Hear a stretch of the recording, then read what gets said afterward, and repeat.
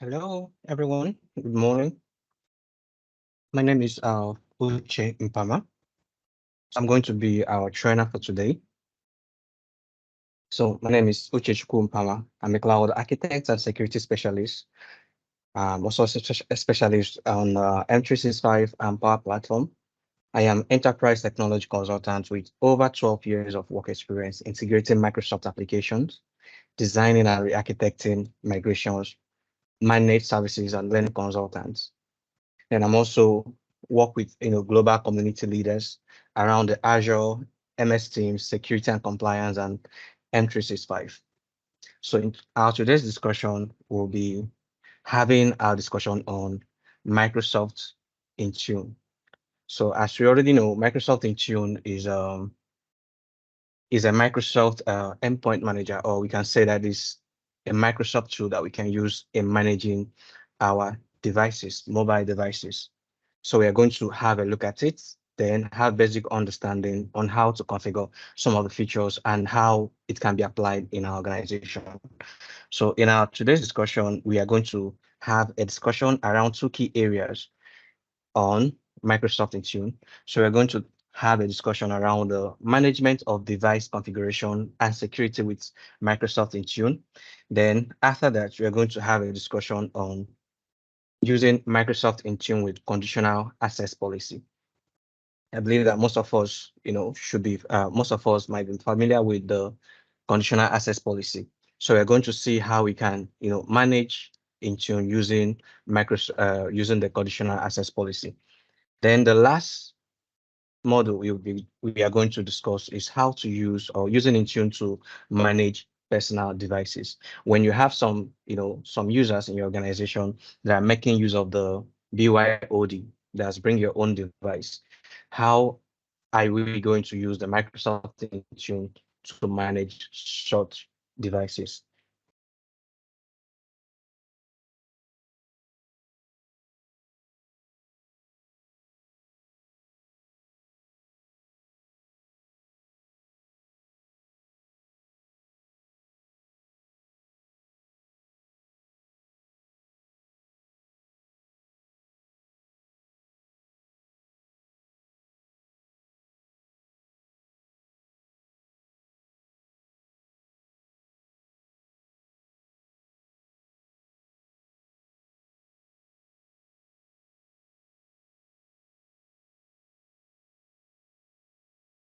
Okay, sorry about that. So these are some of the models we are going to be discussing. Okay, I hope you can hear me now. Okay, so you're welcome. Okay, so please, the way we are going to run this is that it's going to be a 4 hours discussion. Then by um we are going to have in between, we are going to have a 15 minutes break. That will be around okay, so that's going to be around 12 noon. We are going to have our 15 minutes break. So after that, we are going to come back to finish up the remaining model. Okay, so we are highly welcome to our discussion for today.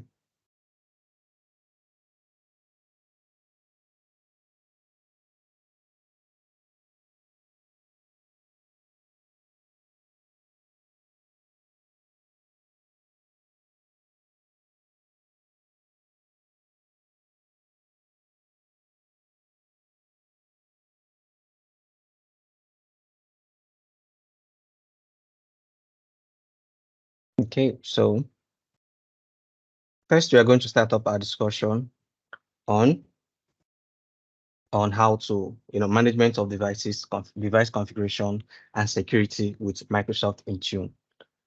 Okay, I've tried to lay a background on Microsoft Intune.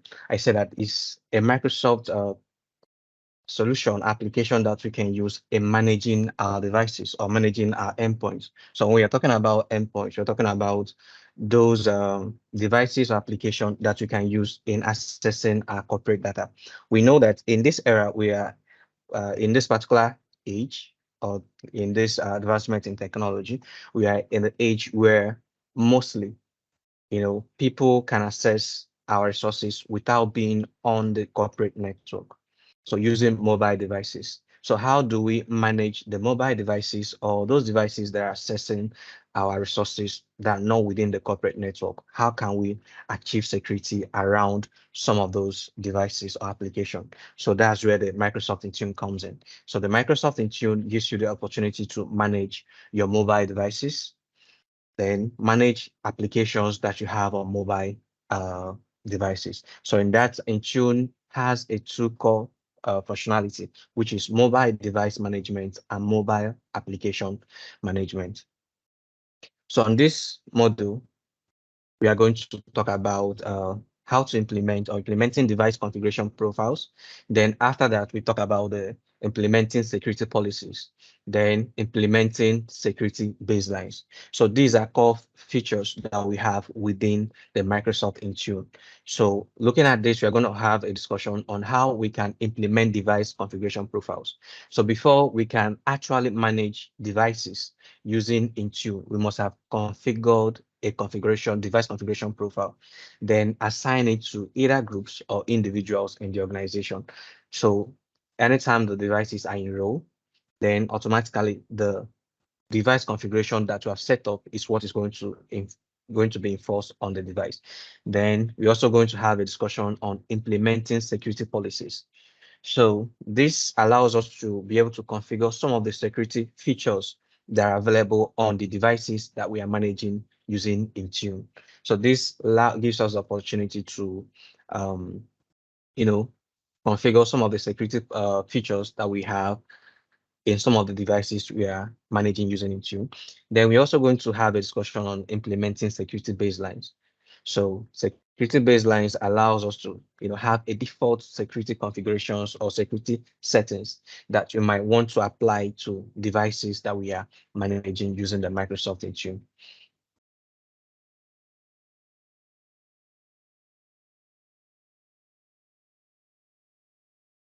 Okay,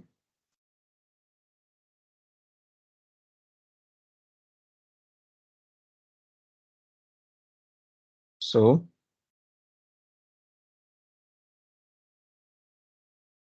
we're going to start up with our discussion on implementing device configuration profiles. We are going to see the different, configurations or different method we can adopt when we are setting up the device configuration profile. So here, this is a full, functionalities that we have available in using Microsoft Intune.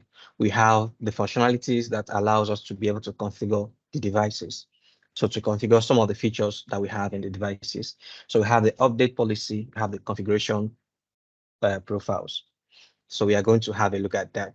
Then after that, we also have the protect data. So this allows us to be able to manage mobile, applications we have in a different, mobile devices. So it can be a managed mobile device. It can be that's unenrolled mobile device. That's device that is not managed using Intune. So you're going to see how we can also protect data that we have in our mobile application. So on that, we have the app protection policies. We have the compliance and security policies that you can apply on those mobile applications. Then we have the manage apps feature. So the manage apps features allows us to be able to deploy, applications using the Microsoft Intune. So we can use the manage apps to deploy applications. It can be line of business applications that we want to deploy on managed devices, or we want to use it to deploy applications on, for our users. Then we also have the Azure Active Directory. Then under Azure Active Directory, we have the conditional access policy. So we can, combine the Microsoft Intune functionality with conditional access policy to further provide protection for our corporate data. Then we can also enable some integrate our Azure Active Directory with we can also integrate Azure AD with the Microsoft Intune to use it to manage, some of the identities that will be signing into the devices. So using that, you can also implement Azure AD MFA for some of those devices when they are trying to authenticate or access the device. So on this, we are going to explore some of the device configuration profiles. So what are the key things that you consider when you are configuring or when you're setting up the device configuration profile. First, you need to have a collection of the configurable device settings and features. So the Microsoft Intune includes settings and features that you can enable or disable on different devices within your organization. So these settings and features are added to configuration profiles. So you can create profiles for different devices and different platforms, including iOS, iPadOS, Android device administrator, Android enterprise administrator, Android open source, Android open source platforms. Can also use it for Windows, devices and Mac OS. Then it is also supported for, it has a multi-platform support, which includes the Android device administrator, Android AOSP, that's Android open source platform, Android enterprise, iOS, iPadOS, macOS, Windows 10, and later. Then it is primarily intended for managing device configuration.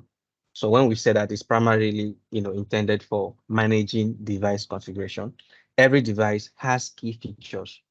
There are key features or settings that when you get a device, for the first time, you need to set them up. It can be some of the security configurations. It can be, some of the key features you have within the device. Or so using the device configuration profiles, you can decide to configure some of the security features we have available on a device. You can also use it to disable some features in a device or enable some features. So use it to have a desired, let me say desired state configuration for the devices that are accessing your organization corporate data. So it also helps to enforce desired configuration. So it also helps to enforce desired configuration. So when users are accessing your corporate data using either personal data or corporate owned devices, personal devices or corporate owned devices. So you can use the configuration, device configuration profiles to deploy some configurations that you might need to have or some setup that you might need to have on the devices. So these are the key things you consider when you're setting up the device configuration profile. First, you need to have understanding of the collection of configurable device settings and features that you can manage using the configuration profiles. Then you need to understand the different, platform that's been supported. Then you also need to understand the primarily intended for, managing device configuration. Then it also helps you to enforce desired configuration. Then in implementing the device configuration profile, first you need to create a device configuration profile and configure each settings. So there are key templates that you can use. You have the templates. So you have different templates that is available for Windows 10 and later version that is also available for Windows 11. Then you have a template that you can use for iOS, iPadOS, macOS, and Android. Then you have the administrative templates, which is only available for Windows 10 and later version. Then you have settings catalog that you can also use in setting up the device configuration profile, which is available for Windows 10, iOS, iPadOS, and macOS. So it's not available for Android devices. Then after creating your device configuration, so the next thing to do is to assign the profile to either individual users or a group. So after creating your profile, the next step to do is to assign the profile. So to assign this profile, you can select a target group or optionally apply scope tags. Then you can also optionally configure applicability rules, which is only available for Windows 10 and later version, which targets specific OS editions and versions. So Intune will notify the target devices to check for profile updates. So devices also periodically every 8 hours by default check for updates. So when you are managing devices using Intune and there is a change in your device configuration profile. This could take longer than it did in the test. That's all right, it says it's working. All right. Any question? Any concern?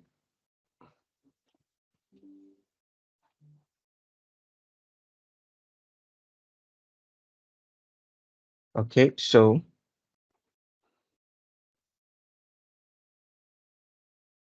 we are talking about the different configuration profile, how to set up the configuration profiles that we have. So we say that, when you are managing devices using the Microsoft Intune and there's a change in configuration, that it checks for update, the device checks for update every 8 hours by default. And you can also choose to modify the 8 hours depending on your organizational requirement. Then the next is, you can review the assignment settings. That's after you have configured the configuration settings. The next is to assign it to users. Then to assign it to users, you can assign it to groups. So it can be a user group, it can be a device group, it can be individuals. So when you're assigning the configuration profile, you can assign it to a group, which can be users or devices. You can also assign it to individuals. So the target groups, specific groups, all users, you have all users, all devices, or all users and all devices group. Then you cannot have a group that is mixed where you have users and devices. Then you also have the inclusion and exclusion. So one of the things we need to bear in mind when we are setting up the configuration is that inclusion takes precedence over exclusion. When you're setting up the configuration profiles, inclusion takes precedence over exclusion. Then you can also make use of filter-based assignment. So using the filter base, you can define on the tenant, you can define to assign the profile on the tenant level. You can also further narrow the assignment scope based on the OS version, the manufacturer, device ownership, and this particular filter is supported for Android device administrator, Android enterprise, iOS, iPadOS, macOS, Windows 10, and later. So the later version we have now is the Windows 11. Then, so you can also correlate assignments and group types. So if you're familiar with the Microsoft identity, that's if you're if you are you know familiar with the different types of groups we have in the Microsoft Azure AD. You have the static groups, you have the dynamic groups. So the static groups is, kind of group that you add membership by assignment. Then dynamic groups are the groups that you add members by creating a rule. So you add members by creating a rule. So a static group is supported for users and devices, and it's limited to existing Azure AD devices, and is suitable for one-off and ad hoc deployments. While the dynamic groups, when you're making use of dynamic group, so dynamic Azure AD user groups can be added to include to include groups or excluded groups. So the dynamic Azure AD device groups can be added to include, groups in latency sensitivity scenarios. You can use user groups and filters instead. So you can also avoid using the dynamic Azure AD device groups as excluded groups. So one of the key things that you also have to, bear in mind is that to have a best experience.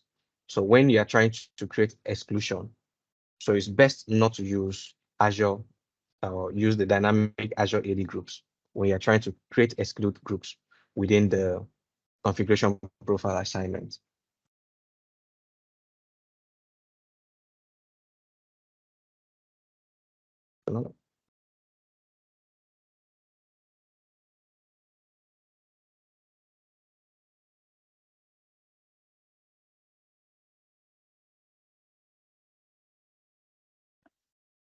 Okay, so we are going to see the different types of templates. I think earlier I mentioned that when you're creating your configuration profiles, you can create it from templates. So using the Windows 10 and later, that's Windows 10 and 11 platform, these are some of the template that we have. We have the administrative template. So then we have the custom templates. Just a minute.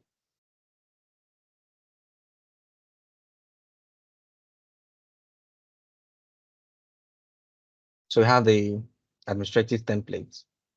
So the administrative templates include hundreds of settings that you can configure for Internet Explorer, Microsoft Edge, OneDrive, Remote Desktop, Word, Excel, and other Office programs. So this template, gives administrators a simplified view of, settings familiar to group policy. So if you're familiar with the, Windows Server Group Policy, so the administrative template gives you the same experience. So using the administrative templates, you can configure the features of, basic you can configure some of the basic features you have within the Windows 10 and 11 platform. Then the next we have, is certificates. So in the certificates, we have the PKCS certificates, PKCS imported certificate templates, certificates. Then you also have the VPN and Wi-Fi. So the certificate templates, they assist us to, they are mostly used for certificate configured, trusted SCEP and PKCS certificate that are assigned to devices. So these devices, we can use it for, to authenticate for Wi-Fi, VPN, and email profiles. And they are supported for, this particular template is supported for Android device administrator, Android AOSP, Android Enterprise, iOS, iPadOS, macOS, and Windows 11, Windows 10, and Windows 8.1. Then the next one we have is the custom template. So the custom templates allows administrators to assign device settings that aren't built into Intune. So you might be, trying to set up profiles of your devices. You notice that some of the devices that you might want to, some of the features in the devices, you are configuring a profile, you're configuring the configuration profile for, is not available in Intune. So because of that, you might need to customize those configurations. So when you have such need, so you might make use of the custom templates. So the custom templates, allows you or allow administrators to assign device settings that aren't built into Intune. So on Android devices, you can enter the OMA URI values. Then for iOS, iPad OS devices, you can import a configuration file you created in the Apple configurator. So this particular feature is supported, that's this particular template is supported for Android device administrator, Android enterprise, iOS, iPadOS, macOS, Windows 11, and Windows 10. Then the next template we have is the delivery optimization. So the delivery optimization template provides a better experience to delivery software updates. So these settings are replacing the software updates, Windows 10 update range settings.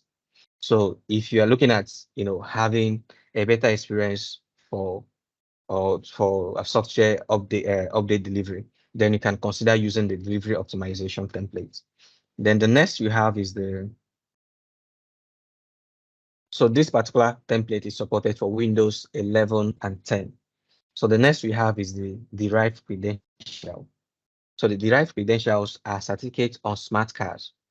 They are templates that you can use when you are considering certificates on smart card that can authenticate, sign, and encrypt. So when you're looking at, configuring some of those features in your devices, you can create, you can make use of the derived credential. Then the next we have, so this particular template is supported for Android Enterprise. It's also supported for iOS and iPad OS. Then the next one we have is the device firmware configuration interface template. So this particular template, you can consider using it if you are looking at how to enable or disable UEFI BIOS settings using Intune. So if you're looking at managing the UEFI BIOS settings using Intune, then you can consider using the device firmware configuration interface templates. Then we also have and it is supported for Windows 11 and Windows 10. So it's supported for Windows 11 and Windows 10 platform. Then if you're looking at the next one we have is is the domain join template. So the domain join template allows you to configure on-premise Active Directory domain information on your devices. So if you're looking for a profile or a template, there's a configuration profile that when you deploy it, automatically it can join the device to your on-premise domain. Then you can consider using the domain join template. So it's mostly supported when you are running a hybrid Azure AD join devices. So it's mostly supported for a hybrid Azure AD join device scenario. So if you're not running a hybrid environment, you might not be able to effectively utilize this particular template in your environment.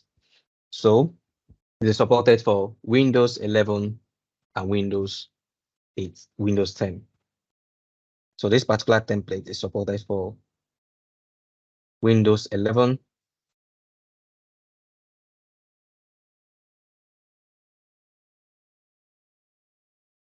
so this particular template is supported for Windows 11 and Windows 10. Then we have the edition, upgrade, and mode switch. So you can consider using this particular template if you're looking at, automatically upgrading devices that run some versions of Windows client to a newer edition. So if you're looking at automatically upgrading devices that run some versions of Windows client to a newer version, then you can consider using the edition, upgrade, and mode switch. And this particular template is only supported for Windows 11 and Windows 10. Then we also have the email templates. So this email template allows you to create, assign, and monitor Exchange Active Sync email settings on devices. So if you're looking at managing the Exchange Active Sync email settings on devices, then you can consider using the email templates. Then we have so it's supported for Android device administrator, Android enterprise, iOS, iPadOS, Windows 11, and Windows 10 platform. Then we have the endpoint protection. So the endpoint protection templates, allows you to be able to configure BitLocker and Microsoft Defender settings for Windows client devices. So it also allows you to configure some of the, endpoint security functionalities you have on the macOS devices. So you can also configure the firewall, gateway, and other resources. So when you're looking at configuring the security features that you have within a device, when you're looking at setting up a device configuration profile to manage security features you have in a device, then you can consider using the endpoint protection template. So this particular template is only supported for macOS, Windows 11, and Windows 10 platform. Then you have the identity protection. So the identity protection template allows you to control the Windows Hello for Business experience on Windows client devices. So if you're looking at, configuring, centrally managing the Windows Hello for Business experience on, mobile devices that you have in your organization that are using the Windows OS, then you can consider using the identity protection template. So it is supported for Windows 11, Windows 10, and also supported for Windows Holographic for Business platform. Then we also have the kiosk templates. So the kiosk templates, you can use it when you're looking at profile that, managing profile that configures a device to run on one app or run many apps. So if you're looking at controlling the applications that run on a device, probably you're looking at minimizing the application that runs on a device, then you can consider using the kiosk template. So you can also use it to customize other features on your kiosk, including a start menu and a web browser. So this particular template is supported for Windows 11 single app kiosk only, Windows 10 kiosk settings also available, as device restriction for Android, Android Enterprise, and iOS and iPadOS. Then we also have the Microsoft Defender for Endpoint templates. So the Microsoft Defender for Endpoint templates integrates with Intune. When you're looking at integrating Intune with your Microsoft Defender for Endpoint. So when you do that, you can use the template to manage some of the configurations, that security configurations that are associated with Microsoft Defender for endpoints. So this particular template is supported for Windows 11 templates and Windows 10 templates. Then we have the network boundary templates. So the network boundary templates allows you to create a list of sites that are trusted by organization. So when you're looking at configuring things like the Microsoft Defender Application Guard and Microsoft Edge to help you protect your devices, that's configuring some of the features that we have within the Microsoft Defender Application Guide and Microsoft Edge to protect your devices, then you can use the network boundary. So with it, you can, restrict the sites that can be visited on your Intune managed devices. Then,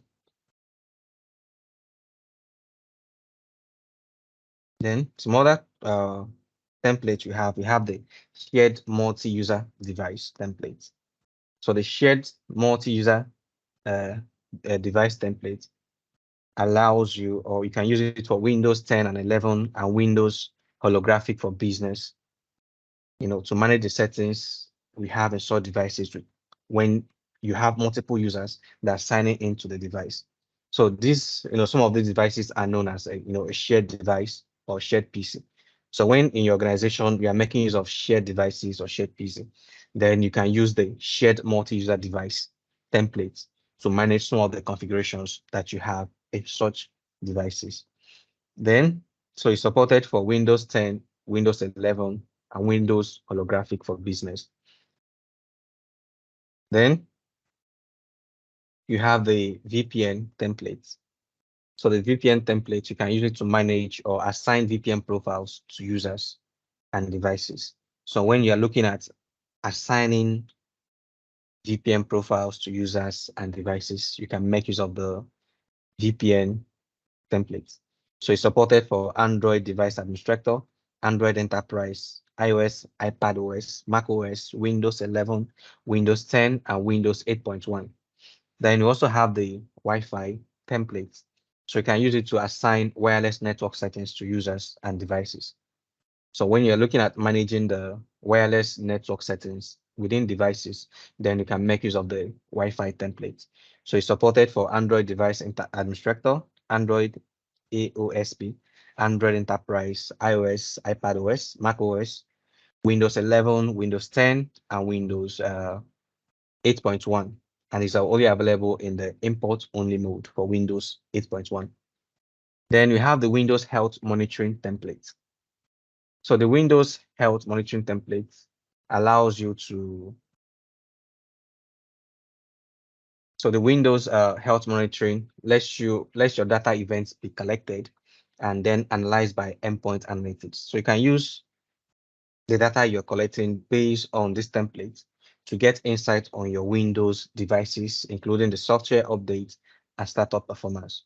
So when you are interested in collecting logs from the devices you're managing, then you can make use of the Windows Health Monitoring template. So it's only available for Windows 11 and Windows 10. Then we have the wired network templates. So the wired network template allows you to create and manage 802.1x wired connections for macOS and Windows desktop computers and devices. So in your profile, you can choose the network interface, select the accepted EAP types, and also enter the server trust settings. So it allows you to configure some of the features that you have for wired network. So when you're looking at configuring the wired network, you have available on the devices you are managing using Intune, then you can make use of the wired network templates. So these are some of the templates we have when we are configuring the configuration profiles. So for the Android enterprise, we have already mentioned some of the templates that we have for them, and we have discussed how we can manage them. So you also have the OME config templates that is available for Android enterprise. So this OME config templates only it allows you to to make use of the OME config standard. So when we are talking about OME, we are talking original equipment manufacturer configuration. So if you are looking at using configurations that are specific to a particular device type, then you can consider using the original equipment manufacturer config template. So it allows OMEs, original equipment manufacturers, and EMEs, that's enterprise mobility management, to build and support OME specific features in a standardized way. So if there's some feature that's specific to a particular device type, then you can make use of the OME config type to set up the configuration profile for them. Then we have also discussed the derived credential, device restrictions, PKCS templates. So these are some of the templates that is available for Android enterprise platform. Then for Android device administrator, we have the custom, the device restriction, the email, which can also make use of the Samsung Knox only. We have the MS profile, which is only available for Zebra platform. Then PKCS certificates, PKCS imported certificates, SCEP certificate, trusted certificate templates, VPN, and Wi-Fi.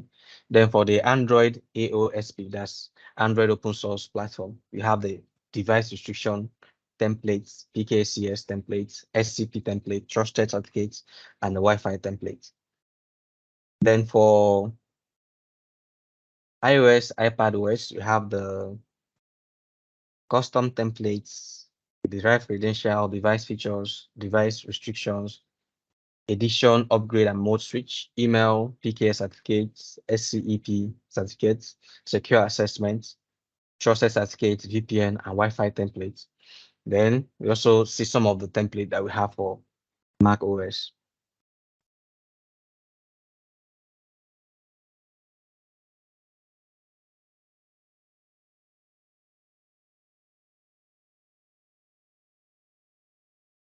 Okay.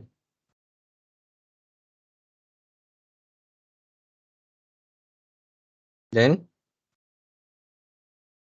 so after that, we also talked about the administrative templates. So we mentioned where we can use the administrative templates. We said that the administrative template is only available for Windows 10 and later, that's Windows 10 and 11 devices. So these templates have the ADMS formats and include settings that you configure. So if you're familiar with the ADMS policy or group policy object, GPO, that's when you're familiar with the GPO functionalities that is available on Windows Server, then you can be able to make use of the administrative templates in the Intune environment. So then using administrative templates should facilitate your transition to Microsoft Intune. So if you're someone that's coming up from using GPO to manage your devices in your organization and coming to Intune, so using the administrative templates will allow you to transition, properly. So the administrative templates in Microsoft Intune includes thousands of settings that control features of such components as the Microsoft Edge, the Google Chrome, Microsoft Office programs, remote desktop, OneDrive, password, and pins. So these settings effectively allow you to implement group policy management by using the cloud-based technology.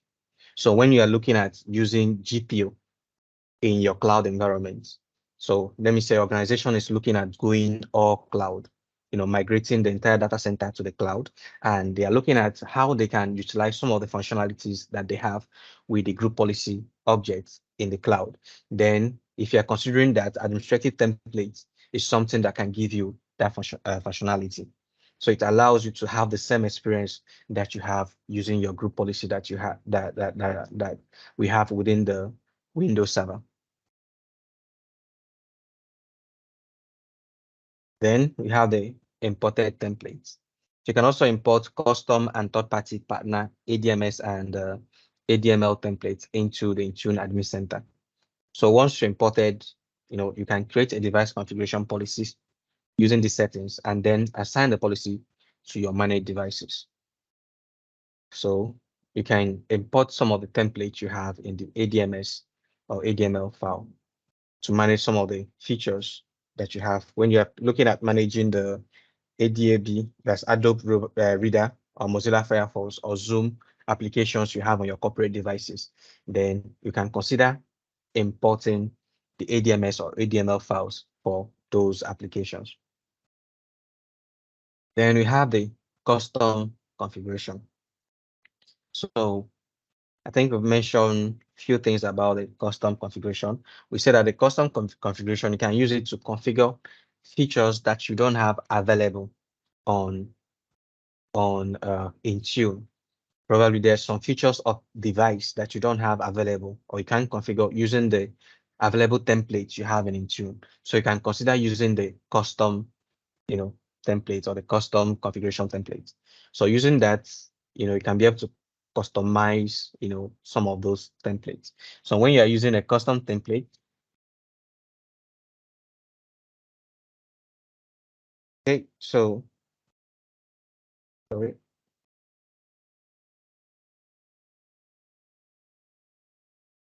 So when you're using, a custom template, you need to understand the devices that it's supported for. So the custom template is supported for, Android and Windows 10 and 11. So configuring that, you need to make use of the OMA URI. So when you're setting it up, you have to specify the name, description, the OME URI, then the data type, string or string XML, date and time, integer, floating point, boolean, basics, and some other key values. Then if you are considering using the custom configuration for iOS and macOS platforms, then you can make use of the Apple configurator. Then you also have the settings catalog. So the settings catalog, we can use it for, so the setting catalog lists the settings you can configure. So it is not a template or a logical grouping of settings. So on Windows, there are thousands of settings available, including many settings that are not found in the template. So using this approach, using the approach allows you to identify a complete list of all the settings and use them to create a custom policy. So when you are looking at, using some of the features that you don't have available on the templates, you can make use of settings catalog.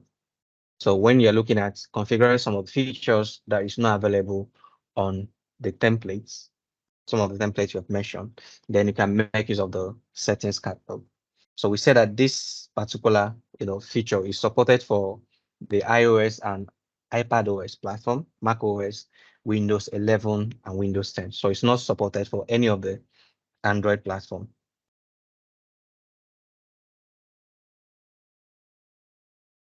Okay. So now we are going to talk about, we have talked about, some of the things you consider when you're setting up the configuration profile. And one of the key policy, or one of the first policy that you need to set up when you're configuring Intune for managing your mobile devices is setting up the configuration profiles. So after setting up the configuration profiles, we have said, how you can assign it to users. So we can say that you can assign it to users directly or assign it to devices. So when you assign it to users, what happens is that when a user account or when a user signs into a new devices, so it's going to enforce the configurations that is assigned to his account. So if a user signs into a new device, so the policy that is going to apply is the policy that is associated with the user account. Then the configuration profile can also be assigned to devices. So when you have your, synced up some of your devices, either Azure AD joint devices or Azure or hybrid Azure AD joint devices that you have, you synced it to Intune. So you can apply your configuration profiles on those devices. So when you apply the configuration profiles on those devices, so the configuration will be based on the device you have applied it to. So irrespective of the account that signs into the device, the configuration profile will still, or the configuration settings you have on the device will still remain the same. So when you consider, applying configuration profile based on users is when, there is variation of job functions. So there are people who might need more restrictive access on their devices based on the type of information they are accessing in the organization. So based on that, you can assign the configuration profiles based on users so that any device that the user signs into using your corporate account, then it enforces all those policy or all those configuration profiles that you have already set up. So the next we are going to be considering is the security policies. So you have seen the configuration profiles and what you can use configuration profiles for. We say you can use configuration profiles to manage some of the settings and features that you have in a device. So some of those features can, they might not be security features. They might just be features to give a user a better experience when they are using their devices.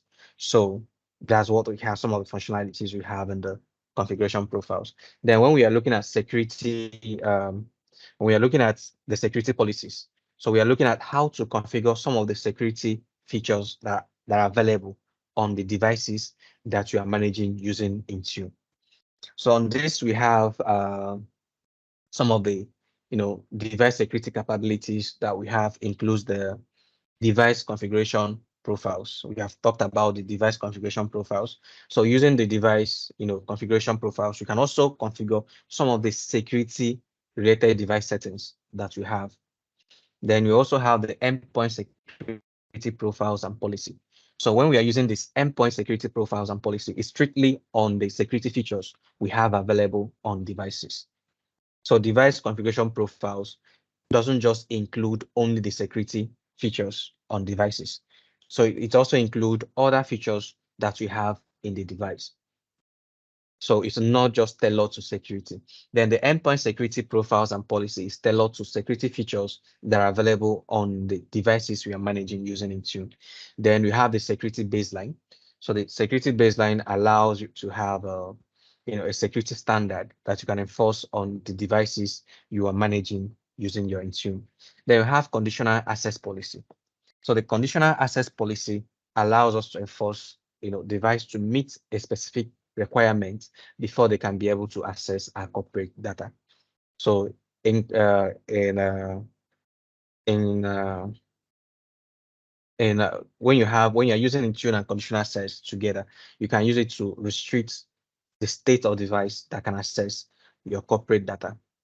Then you have the device compliance policy. So the device compliance policy allows you to define the state of a device for it to be marked as compliant in your organization. So that state might include some of the key features that needs to be available, or it can also be the OS version. It can also be the device type or the device state. So based on all this, then you can decide what state a device needs to be before it can be considered as compliant in your organization. Then some of the things we are going to discuss on this, we are also going to discuss how to configure device security, then identifying, at-risk devices. So using the security capabilities, you can use it to configure the device security. Then you can also use it to identify at-risk devices. So when we are talking about at-risk devices, it might be devices that doesn't meet up with the security baselines or security, requirements of the state of devices that will be accessing our corporate data. Then you can also use it to manage security tags of at-risk devices. So you can decide what you can do with devices that identify as being at risk. Then you can also restore at-risk devices to a compliant or more secure state. So you can decide to, change the configuration profile that is assigned to the device to make it to be more compliant. So some of the endpoint security policies that you have include the antivirus, disk encryption, firewall, endpoint detection and response, attack surface reduction, account protection. So these are some of the, security features that we have within devices that we can manage using the security policies. That's the endpoint security policies we have in Intune. So it includes the antivirus feature.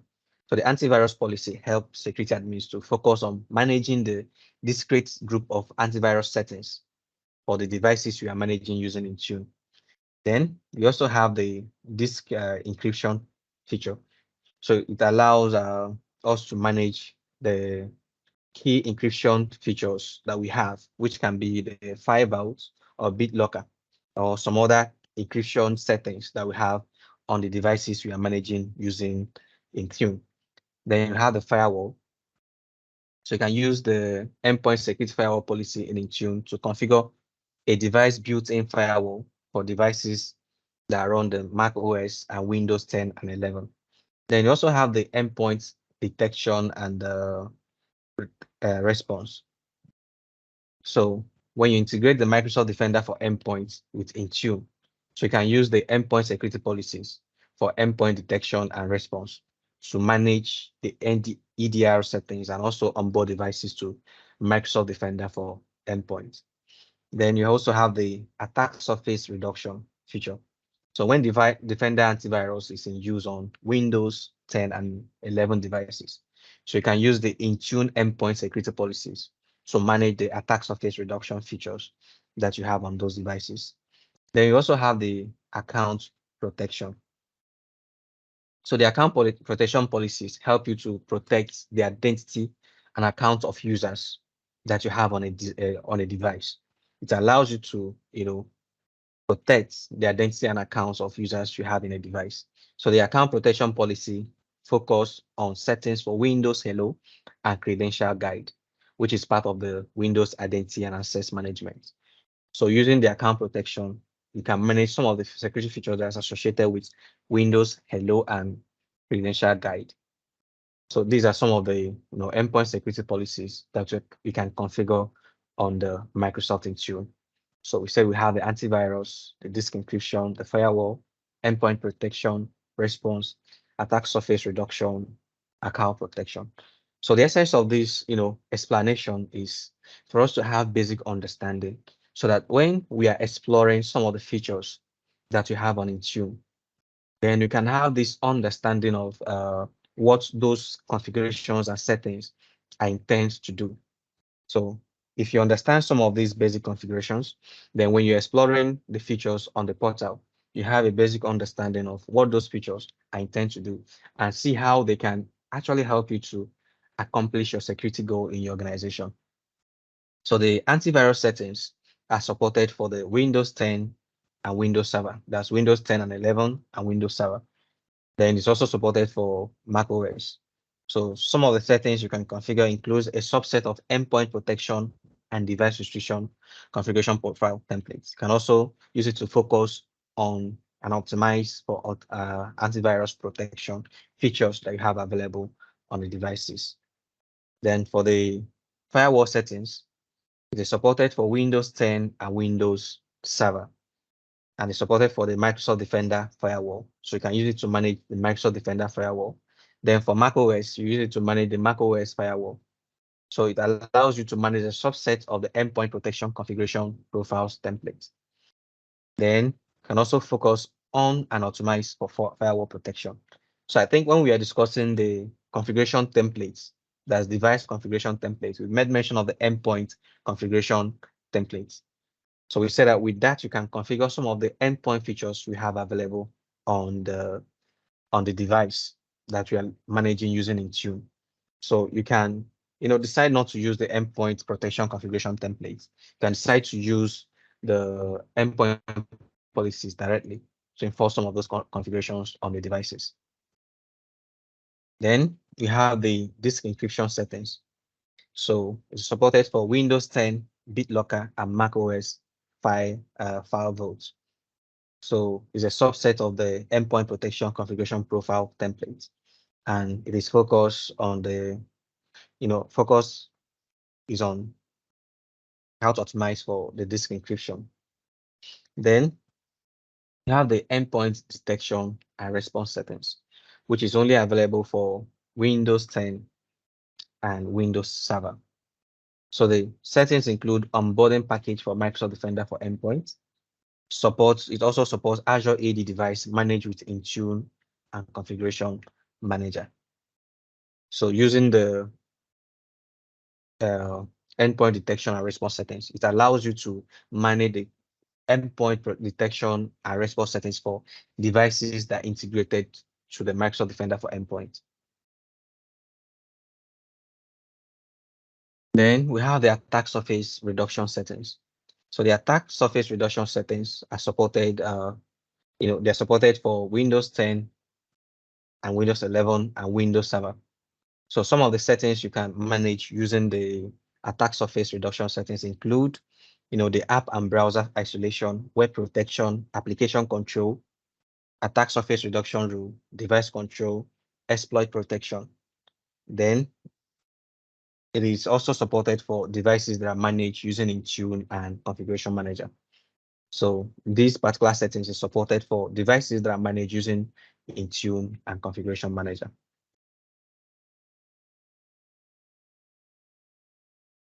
Then when we are deploying our attack surface reduction rules, we need to have some basic understanding, because this manages a lot of security features we have on the devices we are managing, either using Intune or Configuration Manager.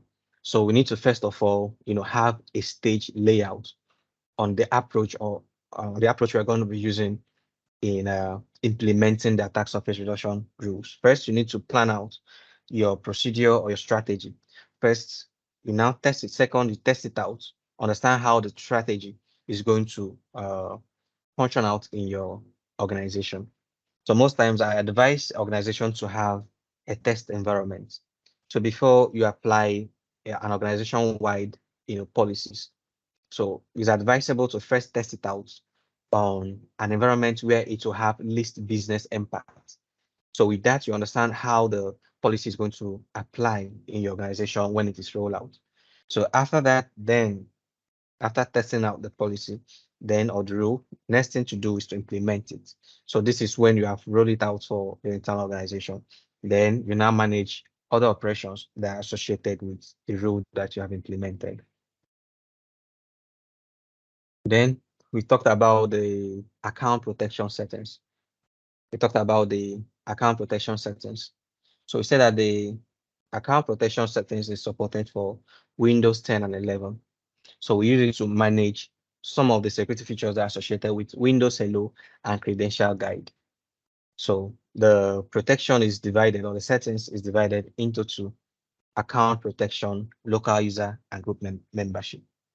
So the settings that we configure for the account protection policy is divided into two: account protection, local user, and group membership.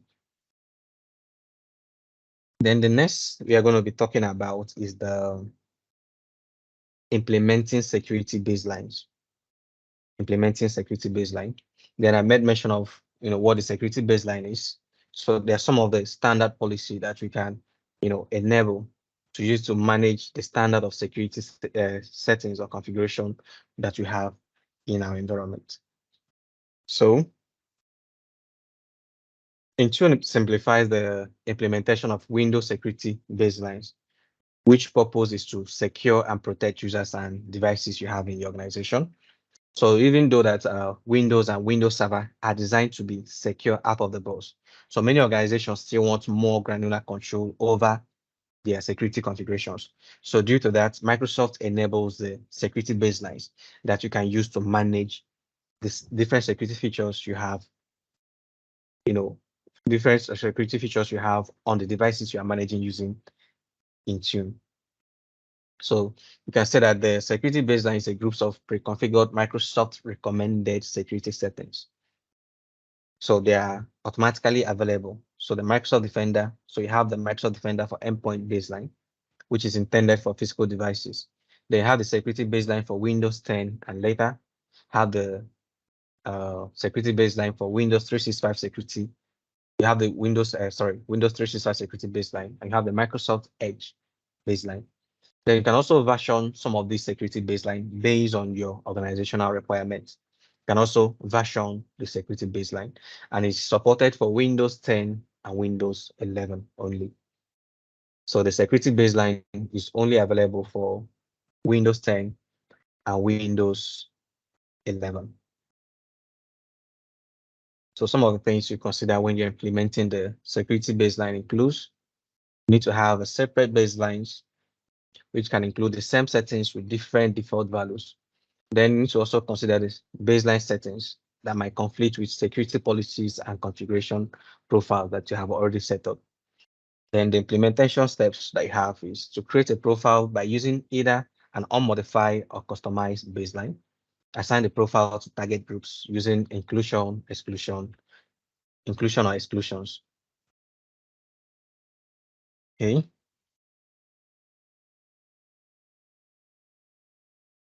Then another feature we are going to talk about is the security task. So the security task can use it, you can use security tasks when you integrate Intune with Microsoft Defender for Endpoint. So you can take advantage of the Defender for Endpoint threat and vulnerability management and use Intune to remediate endpoint weakness. So if there's any, endpoint, Microsoft Defender for Endpoint threat and vulnerability, you know, alerts that initiated from the endpoint, from the Microsoft Defender for Endpoint, you can have it as a security task in your Microsoft Intune.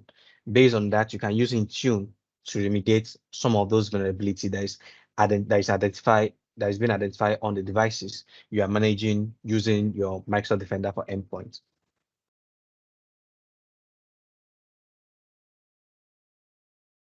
Then you can also use the Microsoft Intune to identify and resolve conflicts. So when you are using endpoint security policies alongside other policies, we have the device configuration profile. So when you're using endpoint security policies alongside other policies, which can be the device configuration profile policies, then when you are using other policies like the security baseline or endpoint protection template from your device configuration policies, it's important to develop a plan for using multiple policy types to minimize the risk of conflicting settings. So you might have a setting that you have already configured, a security setting that you have already configured on the configuration profile, and you're also trying to manage it using the endpoint security policies. So when such scenario occurs, there's going to be a conflict. So when there's a conflict, it's going to highlight it. It's going to give you a warning sign or an error sign. So what it means is that that feature is not going to have any configuration applied to it because there's a conflict. So it's in between the particular policy that is going to adhere to. Is it going to adhere to the policy you have on the configuration profile or the one you have on the security endpoint security policy? So when such occurred, so you can manually identify it and resolve it on the different policies that you have. So we are going to see a demo on how we can set up a security baseline. So we're going to see some of the features that we've been discussing so far.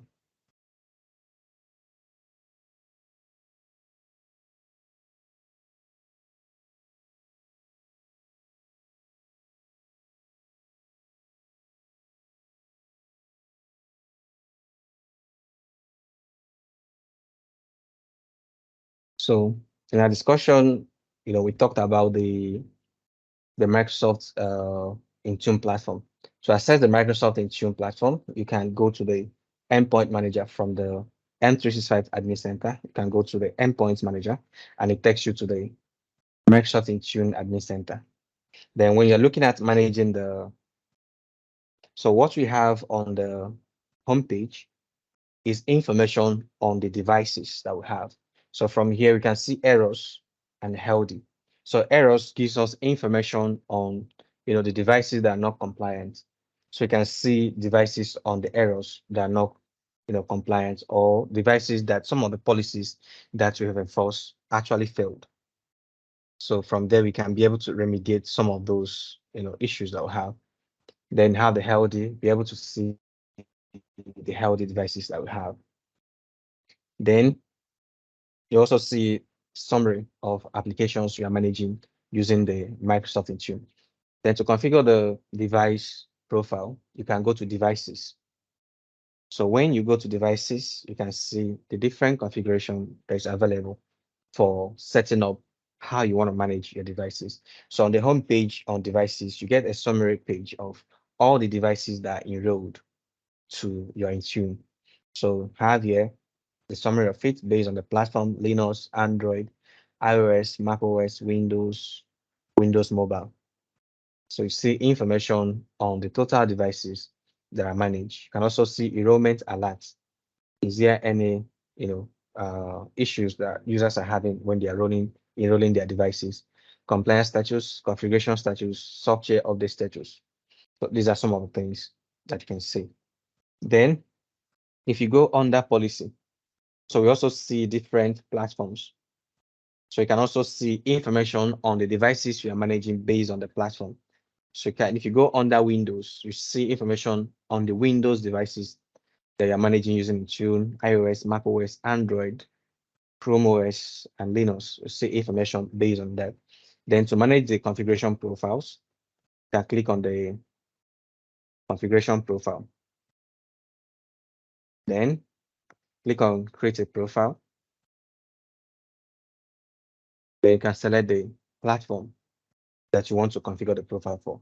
So if we select Android device, then you have a list of templates. I think we had a discussion on these templates. So you can see the available templates that you can use in creating a configuration profile for the Android device platform. So let's say we select the Windows 10. So when we click, we see two types of configurations. We have the settings catalog.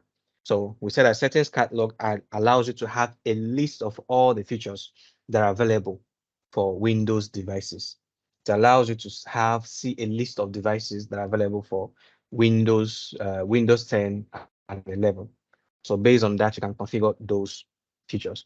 Then you can make use of templates. So when you select templates, so it gives you a list of templates, and we have discussed these templates. So when you go to each of the templates, you can put your mouse on the information icon. Then it will give you information of what the template is all about. So you can select any of the templates based on what you want to achieve. And we also talked about the administrative templates. So when you are migrating from the group policy objects, and you're coming to Intune, you can easily make use of the administrative template to still have the same experience that you do have when you're using the group policy object on Windows Server. So after that, let's say I select the catalog and click on create. So I have to give a name. So the configuration profile, just call this test. Then you can give a brief description so that every other administrator that is managing the application with you can also have a better understanding of what the policy is all about.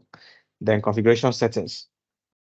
So this is where you add the different settings you want to configure for this particular configuration profile. So what we are using is settings catalog. So you have the different features that is available on Windows that you can configure.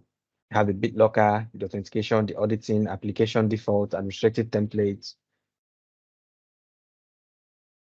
and a whole lot of features that we have available on Windows 10. So let me just select one of these. So I say this is what I want to configure.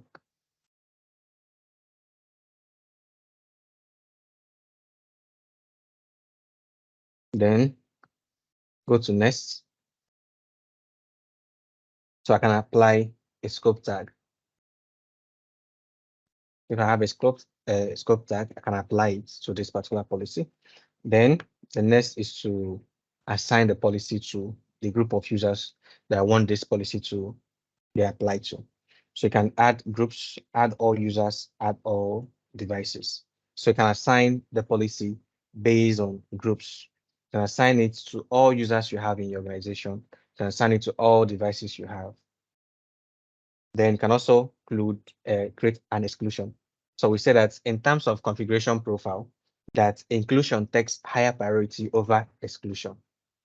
That in terms of the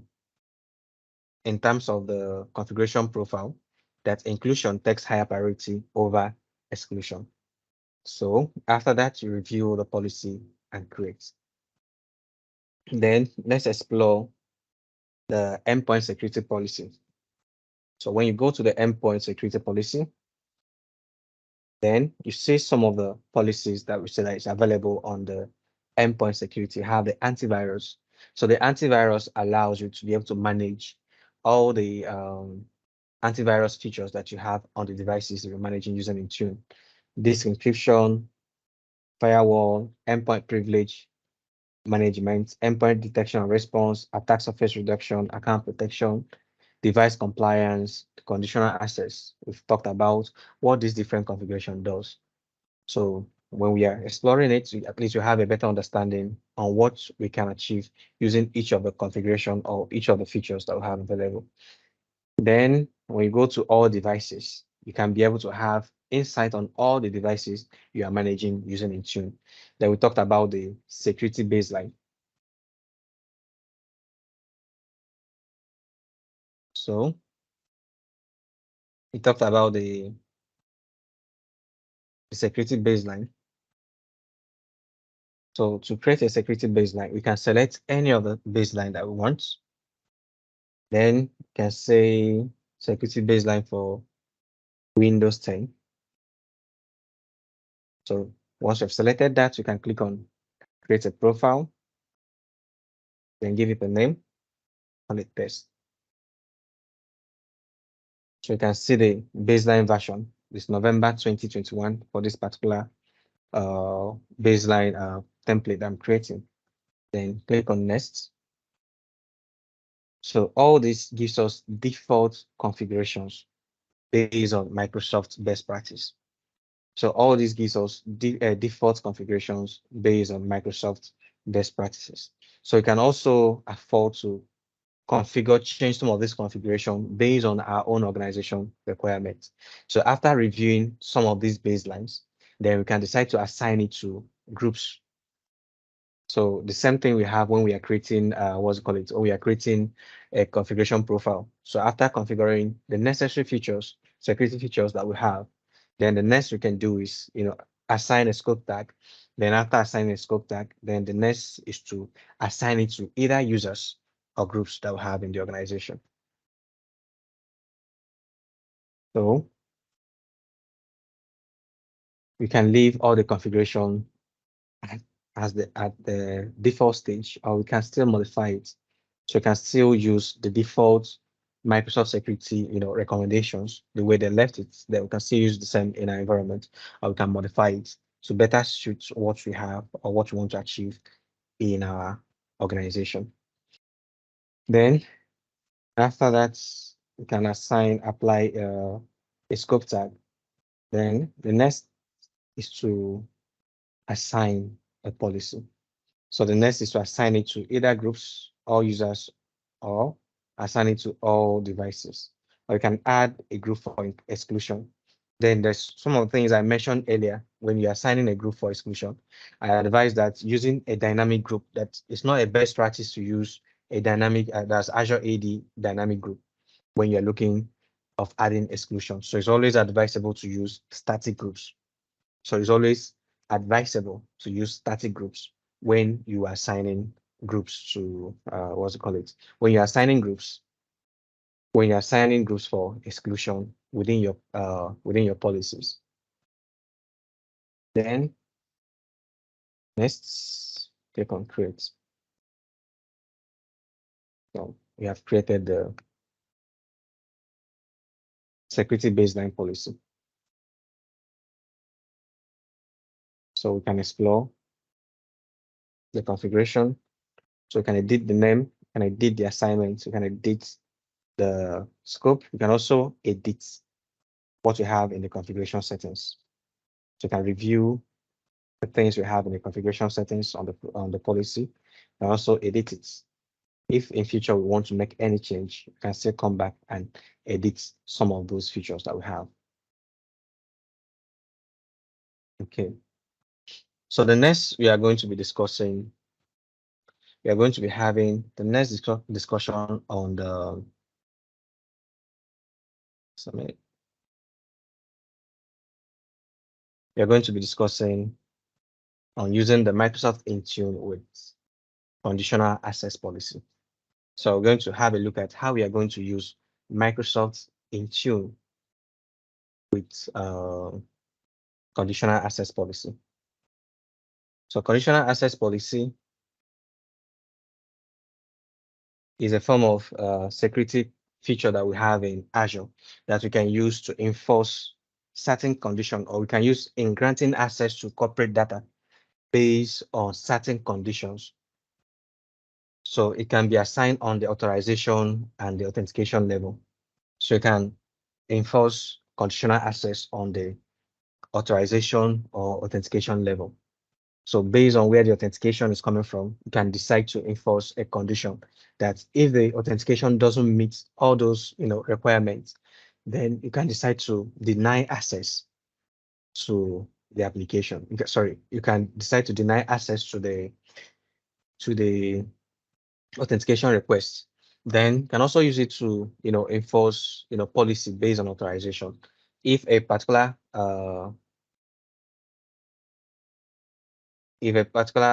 access request doesn't meet a certain criteria, then you can decide to deny, granting access to the requested resources. So there are some of the things we can use the conditional access policy to achieve.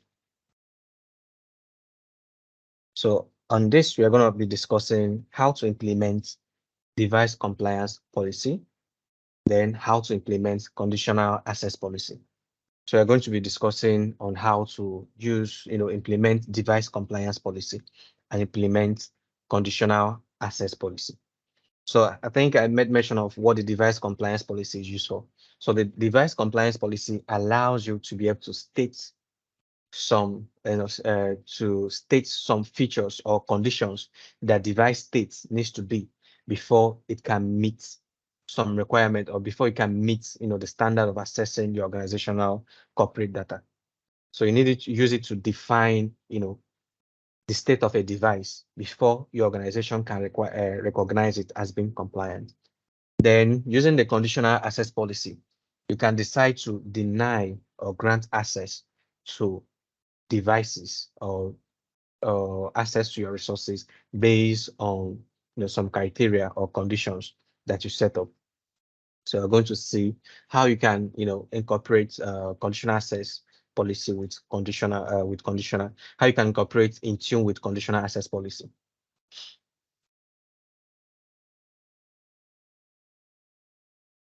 Okay.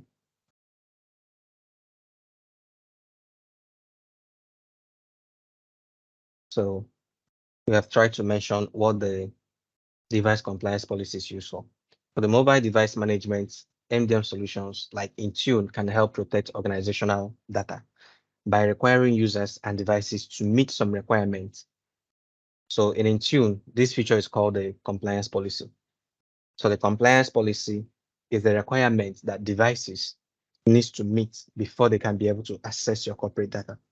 So you can say that the compliance policies are the requirement that devices needs to meet before they can actually access your corporate data.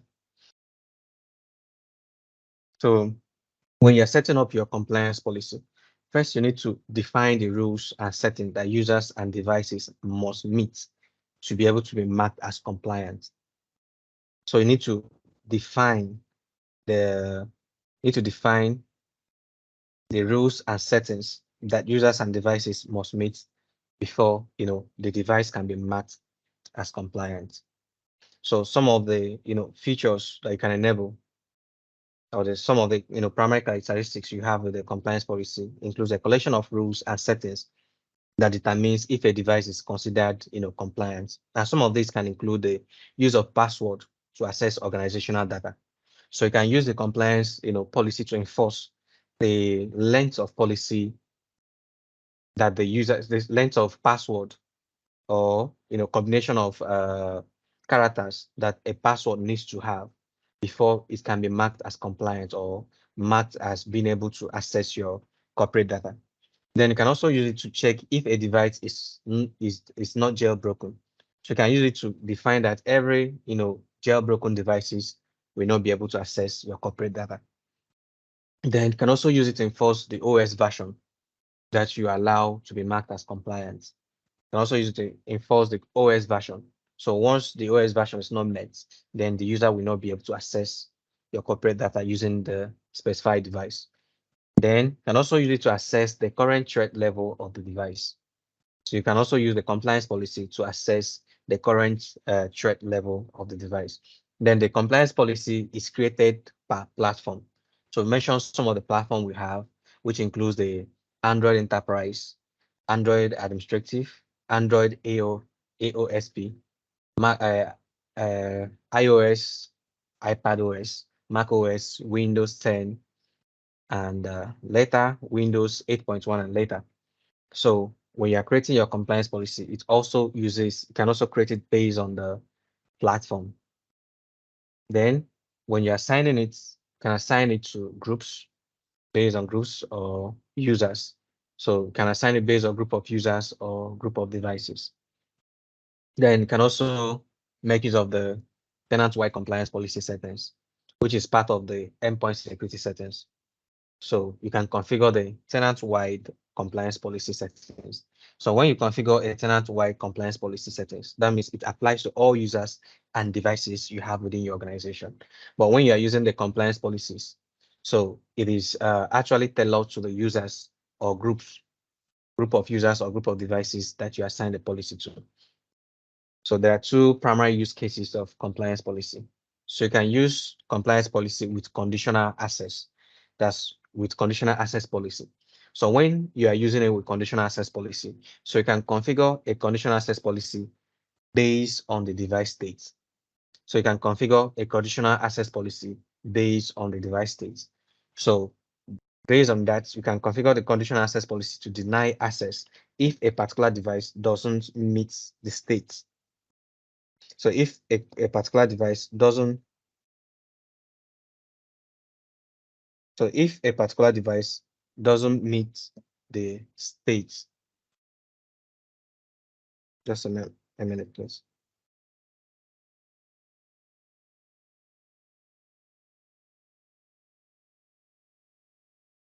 So if a particular device state doesn't meet, it's not marked as compliant, you can use conditional access policy to deny such device from accessing your resource. Then you can also use the compliance policy without conditional access.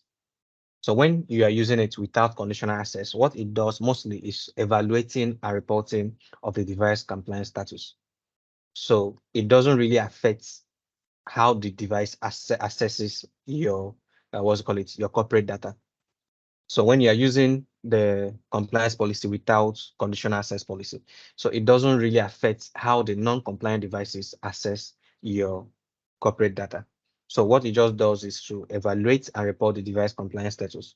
So you can decide to manually, enforce some actions on those devices. But when you're looking at using automatic, applying automatic actions, probably if a device is not marked as compliant, then you wouldn't want the device to be able to access your corporate data, or you wouldn't want the device, users to be able to sign in using such device. You can achieve that using the conditional access policy.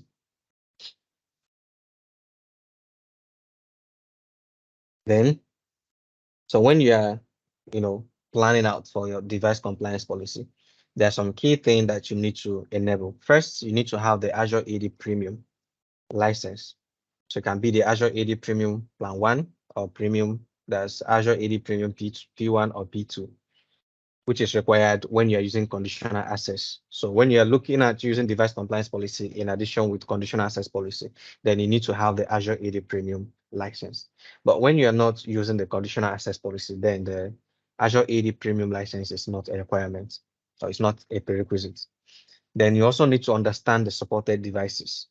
So the compliance policy is supported for Android Device Administrator, Android AOSP, Android Enterprise.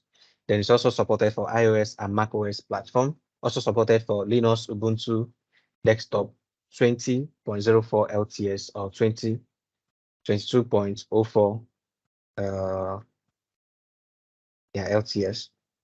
Then it's also supported for Windows 10 and 11. Then to be able to enforce the device compliance policy, the device must be enrolled in Intune. So you can't enforce compliance policy on devices that are not enrolled in Intune. So you can't enforce device policy on devices that are not enrolled in Intune. So the device needs to be enrolled in Intune before you can be able to um, enforce the device compliance policy. Then the device must have one user or be enrolled without a primary user. So there are two ways you can enroll a device. So you can enroll using a user profile or without using a user profile. So devices enrolled to multiple users are not supported. So if a shared devices or devices that enroll to multiple users are not supported for compliance policy.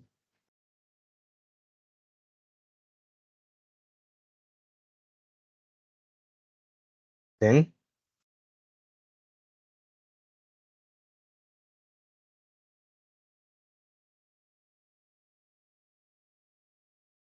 then you need to then after understanding the prerequisites and ensuring that your organization meets some of them, the next step is to define the compliance policies and action. So you have to establish the required levels of compliance.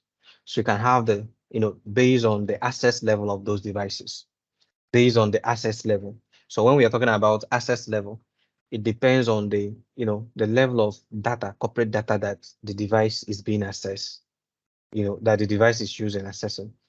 So if you have, devices that are being used by, let's say receptionists or frontline users, they might not be accessing some of the top secret organizational data. Then also looking at devices that are being used by the accounting department, knowing that some of these, devices are used to access some of the financial information. Then you can also consider, devices that are being used by administrators. That's the organization IT administrators. So they have a level of privilege. So since they are privileged devices, so any compromise on such device can compromise your entire organization. So you need to understand those level of devices you have in your organization. And also when your organization is also making use of bring your own device, then when individuals are using their device to access your resources, there are a level of restrictions that you can enforce on such devices. So in level one, you have minimal device compliance serving as a baseline. So some of the devices you can have is devices by the frontline workers or IT or people who doesn't have access to much of the corporate secret data or sensitive data. Then level two, you have enhanced device compliance settings, including common device configurations such as encryption or system level protections. Then you have the level three, advanced device compliance configuration, including those that require deeper integration with other products such as the Azure AD conditional access policy, and some other security features that you have, security applications that you have in your organization. Then in that, you can also consider the level of actions that you choose for non-compliant devices. You have sending an email to a user. So when you're looking at level one, when it's not compliant, you can actually consider sending an email to a user, remotely locking the device, retiring the device, assigning a grace period. So these are some of the actions you can assign to devices based on their state of compliance. So when the device is not marked as compliant, you can decide to send an email to the user. So based on the email, the user can decide to, change some of the security configurations he has on the device so that the device can be compliant. Then remotely locking the device. So remotely locking the device is to restrict access until an investigation is done and you understand why this device is not compliant. Then you can also retire the device. So when you retire the device, that means you are removing the device, privilege from accessing, you are removing the privilege of the device accessing your corporate data. Then you can also assign a grace period. So a grace period is a period that the device can stay non-compliant. So after the period, if the device is still non-compliant, then you can decide to retire the device or apply some other actions that you would like to. in your organization. Then we have the implement device compliance policy. So when you're implementing your device compliance policy, you can define tenant-wide settings. So when you're defining tenant-wide settings, there's some consideration you need to, some things you need to consider, like marking the device with no compliance policy assigned as compliant or not compliant. Enhanced jailbreak detection. So if there are devices that are jailbreak, then you can decide to mark such devices as not compliance. Then compliance status validity period. So what period should a device be marked compliance before a check is done on it again? So we have 30 days defaults. Then at the end of the 30 days, it forces minimum reporting period. So you can also customize the period, compliance status validity period. Then you can also create individual policies, which you can assign to individuals in the organization. Then after creating the policy, you can assign it to, groups that are containing targeted devices or groups that are containing targeted users. Then after that, you have to specify the actions that will apply if a device is marked as non-compliant. They need to specify actions that will apply when a device is not marked compliant.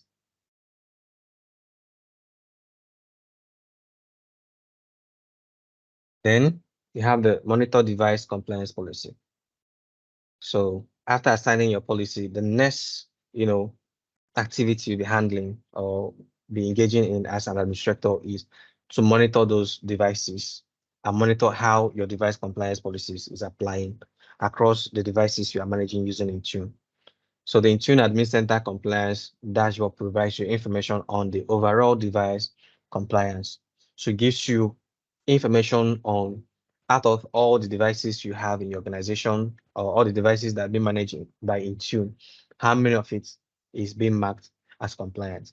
So also gives you information on per policy device compliance based on the different policies you have and the different devices that those policies is enforced on. It gives you the state of those devices, whether they are marked as compliant or not, based on the policy. So it gives you information based on per certain device compliance.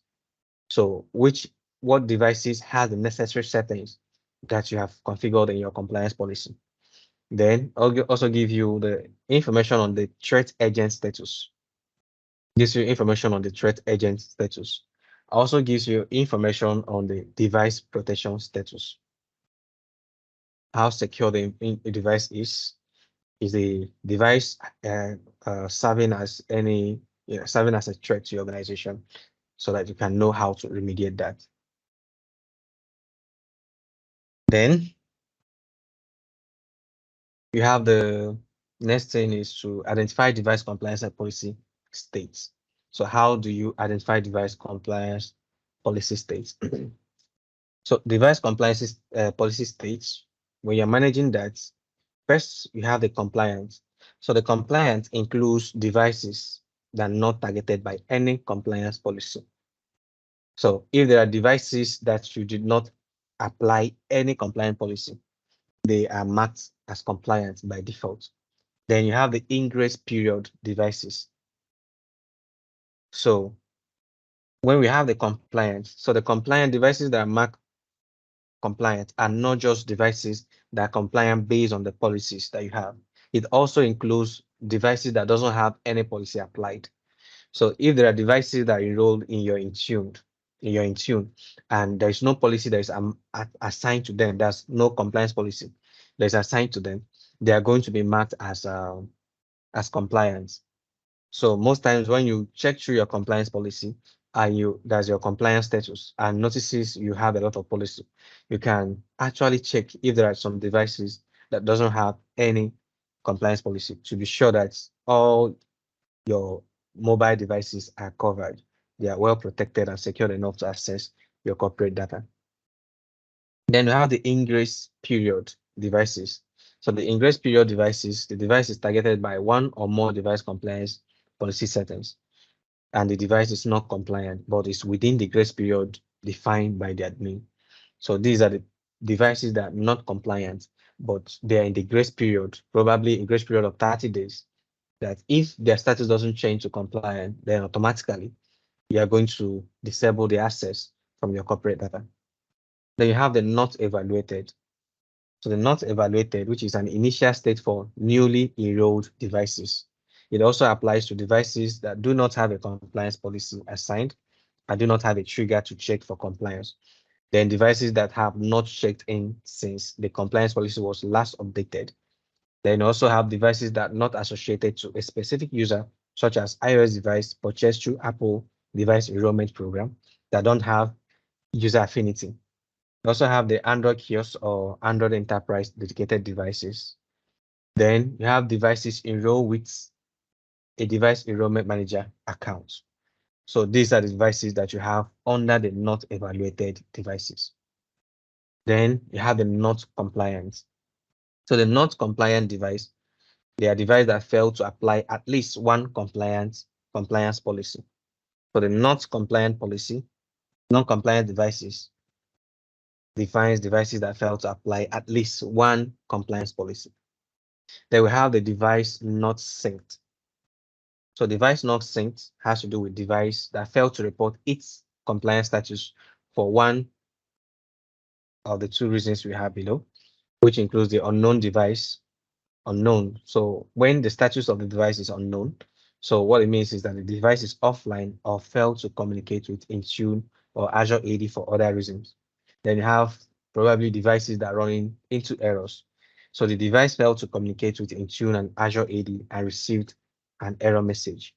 So based on that, you can check through the error message and understand what might be causing the device from not reporting properly.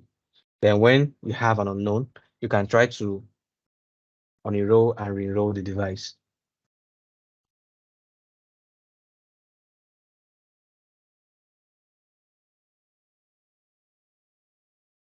Okay. Then the next we are going to be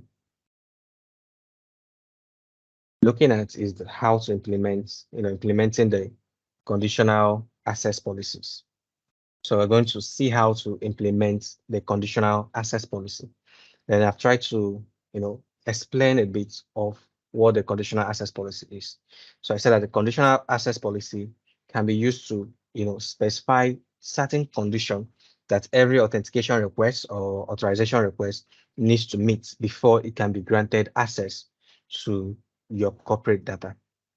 So it can be based on the device states. It can be based on the geopolitical zone or geographical location where the access request is coming from. Or it can be based on the, some of the abnormality that is associated with the user or the sign-in activity that's associated with the sign-in request, the authentication request. So based on that, the conditional access policy and the condition that you specify will evaluate those access requests, then be able to enforce some of the conditions that you have configured.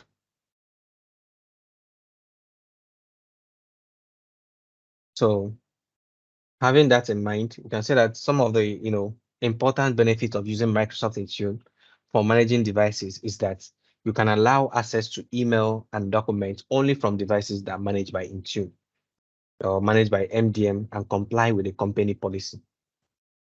So using the Intune, you can enforce that if a user is not using devices that are enrolled in your Intune or using devices that are marked as compliant by your compliance policy, then you can restrict them from accessing your corporate data.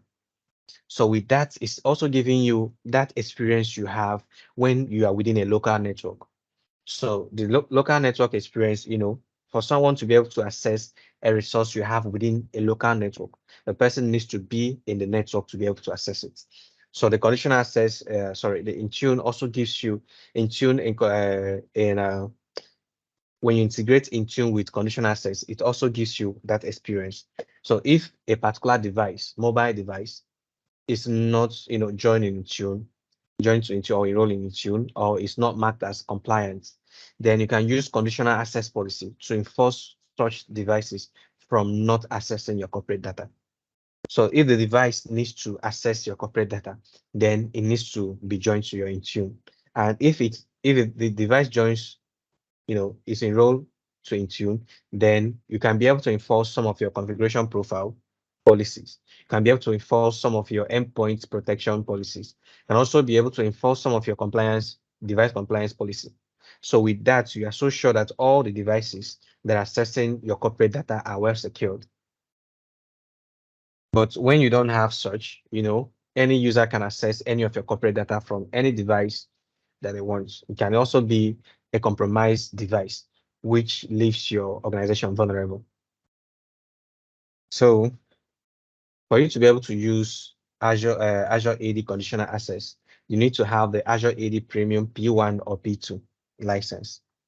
And if you're using the Enterprise Mobility plus Security license, then it has the Azure AD Premium P1, depending if you're using E3, that's EMS E3 or E5. So E5 has the AD Premium P1 and P2.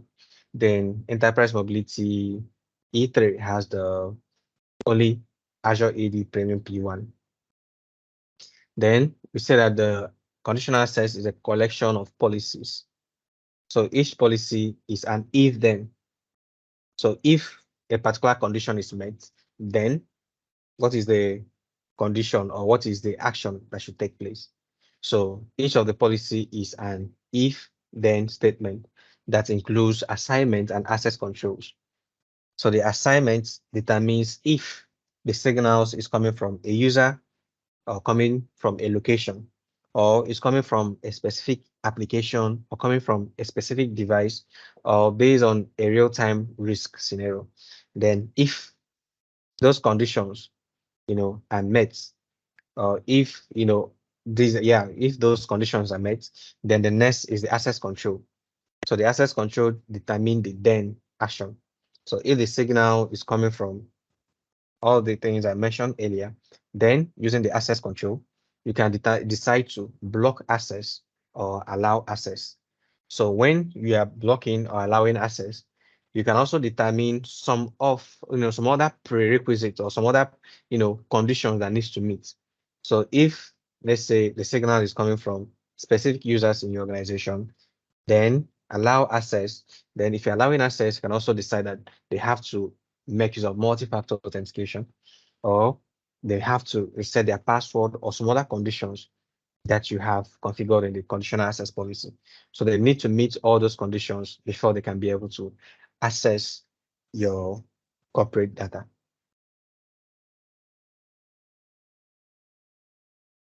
Then also explore the conditional access policy processing. So how does the conditional access policy function? First, it's the phase one of it is that it collects the section details. So collecting section details such as the network location, the device identity will be necessary for the policy evaluation. So first of all, collect information about the section. First, the user, the device, the network, the location. So based on that, it will now evaluate the section. Then based on the section evaluation, the next is enforcing the access control. So using the section details gathered in phase one, to identify a match on policy conditions. Then if the conditions match up, if the condition match applying access controls, depending on the grant, settings that is enabled, there might be an additional requirement such as users, might need to make use of MFA or device compliance. Then if applicable, applying section control such as an app enforced restriction, conditional access app control, or continuous access evaluation. So these are some of the conditions that before a user, based on their section details, before they can be able to access your corporate data, they need to meet some of those conditions before they can be able to access your corporate data. Then next is you consider the assignment. Requirement to certify can be during the signing process or after the signing process. So the grants and the section. So I made mention of one thing, that the conditional access policy, evaluates authentication and also evaluates authorization. So it's not as if that it is, it is the conditional access policy that grants authentication, but based on, the section details, it can determine whether the what's it called it, the authentication is going to be, successful or is going to be denied. Then authorization based on the section details. If the section doesn't meet, if there are some conditions that are being specified based on the section details to meet and it doesn't meet it, then it's not going to grant it the the necessary authorization to access your resource. So we say that the requirement that it needs to certify during the signing process grant and after the signing process section. Then in that, you can also see the, some of it when you're assigning the policy, you can assign it based on users. So when you're assigning the conditional access policy, you can assign it based on users. So when you select the users, so the sections that are going to be evaluated are the users you specify in your assignment. Then based on cloud apps or actions. So some of the cloud apps, it can be based on the cloud applications that you have and also based on the actions that are taking place. Then you can also specify conditions. So the condition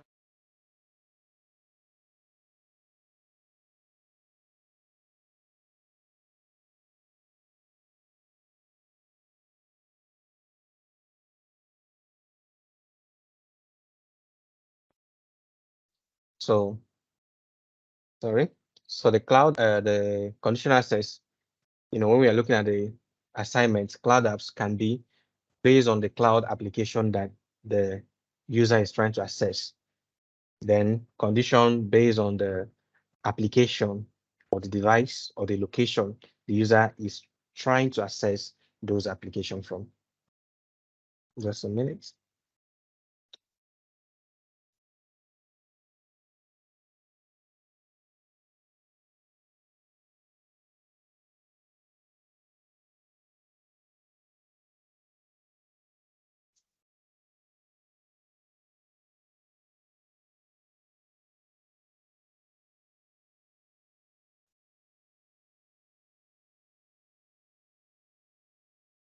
Okay. Then, so when you are enforcing the policy, applying, assigning the policy, conditional access policy based on users.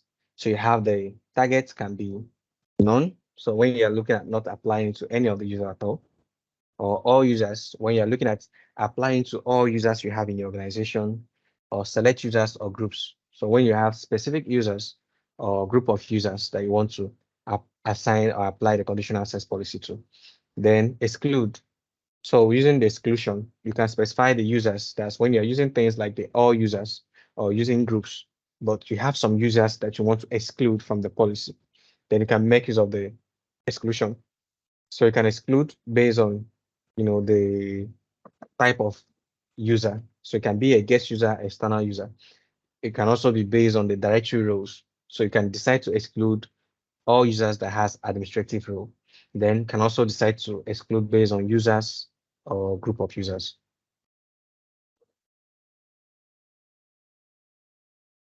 Then cloud apps. So when you are using the cloud apps, so it can be none of the cloud application, can also be all the cloud applications. So when we are talking about some of the cloud applications include the MS365 applications, Exchange Online, or some other applications we have SharePoint Online, uh, Teams, and some other applications we have. So you can decide to implement conditional access based on the application that the user is trying to access. So you can apply it to all cloud applications or for selected cloud application. Then you can also exclude some applications. So you can edit and filter the applications when we are selecting all cloud apps, or we can select specific cloud applications that we don't want to be included. Then the next is based on user action. So based on condition. So when we are looking at based on condition, so it can be based on user action, register security information. So this can be whether the user is marked as a risky user or sign-in risk. Then register or join device. So is the is access request coming from a device that is registered or joint devices. So based on that, you can configure your conditional access policy that if any user is trying to access your corporate data using devices that are not registered to your Azure Active Directory or not joined to your Azure Active Directory, then you can decide to enforce a condition or deny the user from accessing the information in your organization. Then can also be based on user risk. So based on the user risk, so if you are familiar with the Azure Identity Protection, so in our Azure Identity Protection, we have the user risk policy and the sign-in risk policy. So if user risk or user is identified as being a high risk, medium risk, or low risk, then you can decide to enforce conditional access policy based on that. So making use of the Azure AD Identity Protection policy that you've configured. If a user is marked as high risk user, medium risk user, or low risk, then you can decide to enforce an action or enforce a condition using your conditional access policy. Then sign-in risk based on the Azure AD Identity Protection, whether it's considered as high, medium, low, or no risk, then you can decide to also enforce some conditions.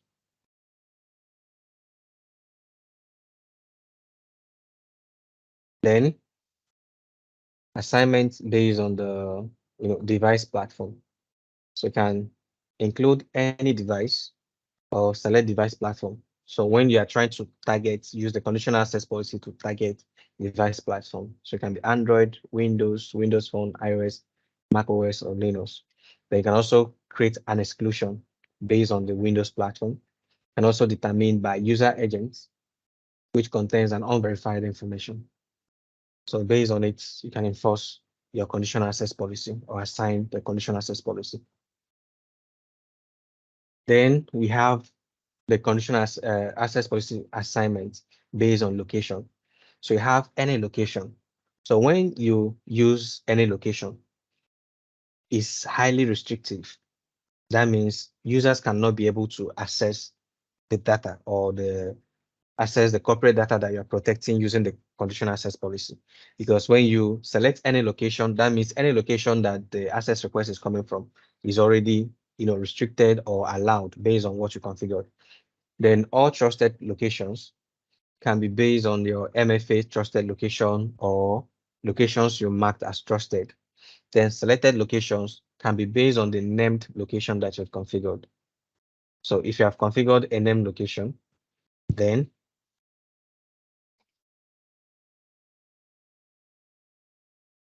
so if you have configured a named location, so if you have configured a named location, then you can enforce your policy based on the named location.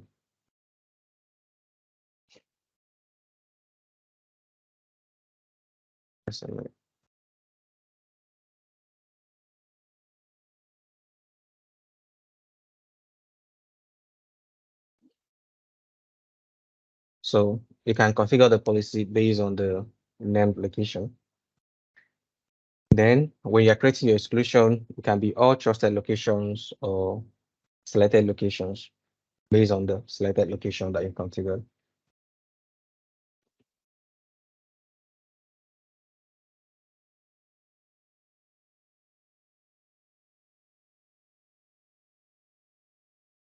Okay, so you also have assignment based on client app. So the client app has to do with the specific application that the access request is coming from. So it can be based on modern authentication clients, which can be a browser, mobile apps, or desktop clients. Or it can be based on legacy authentication clients. So most times when you're trying to, disable legacy applications from accessing your corporate data, then when you're looking at disabling legacy applications from accessing your corporate data, you can make use of the conditional access policy. Then enforce it that every legacy authentication client that's trying to access your corporate data, it should block such access.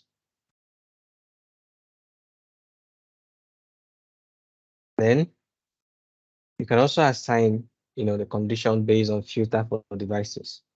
So these devices has to do with the devices that are being managed using your Azure AD. So you can filter and apply your conditional access policy based on filter for devices. So the devices you are filtering are devices that are being managed using your Azure AD. So it can be Azure AD joined devices or Azure AD registered devices or Azure or hybrid Azure AD joined devices. So you have to configure a rule. So which include can be if the device is marked as compliant and equal to true, then the policy can be applied. So you can explore some of the uh, available features.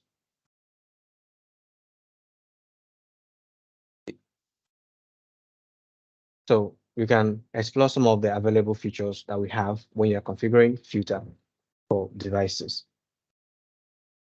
Then after assignments, the next feature that we configure is the access control. So the access control allows us to determine what should happen when the access request meets all the conditions that we have defined. If the access request meets all the conditions that we have defined, what is it that's going to happen? So based on that, we can set up some requirements which can be during the signing process. We can grant access or after the signing process section. Then so after the signing process, this is where we can specify some extra conditions that needs to be met before the access request will be granted. So on the access control grants, we have some of the actions of block access and grant access. So when you select the action of block access, then there's no further action that might be required. So what it means is when a particular access request meets the condition that you have set, then automatically it's going to block the user from accessing the resource. Then you can also have the grant access based on the conditions. When it meets the condition, then you can set up additional requirements, which can include require multi-factor authentication or require authentication strength or require device to be marked as compliant. So where the device require device to be marked as compliant, for you to be able to apply this particular uh, configuration, you need to be managed. The device needs to be managed using Intune. So if the device is not managed using Intune, where you can be able to enforce the device compliance policy, there's no way it can ascertain the state of the device and apply this particular control. Then you have require a hybrid Azure AD joint device, require approved client apps. So this is when you are using the conditional access control,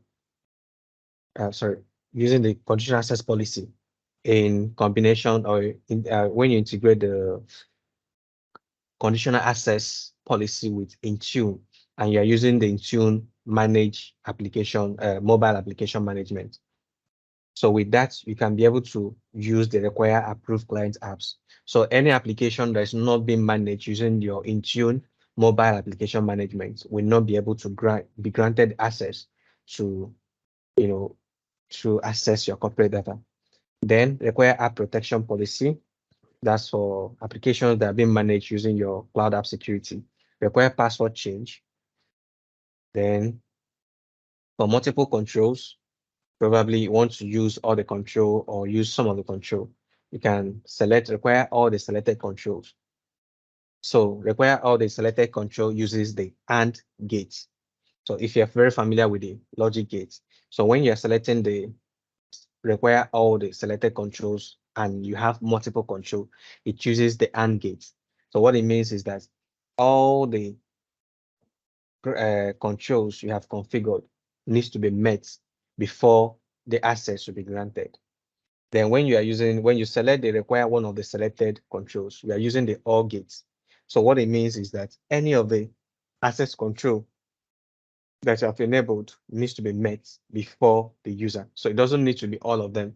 It just needs to either be one of all the selected access control that you have configured in your environment. Okay, so I think at this point we'll be taking our 15 minutes break, and that means we'll be coming back by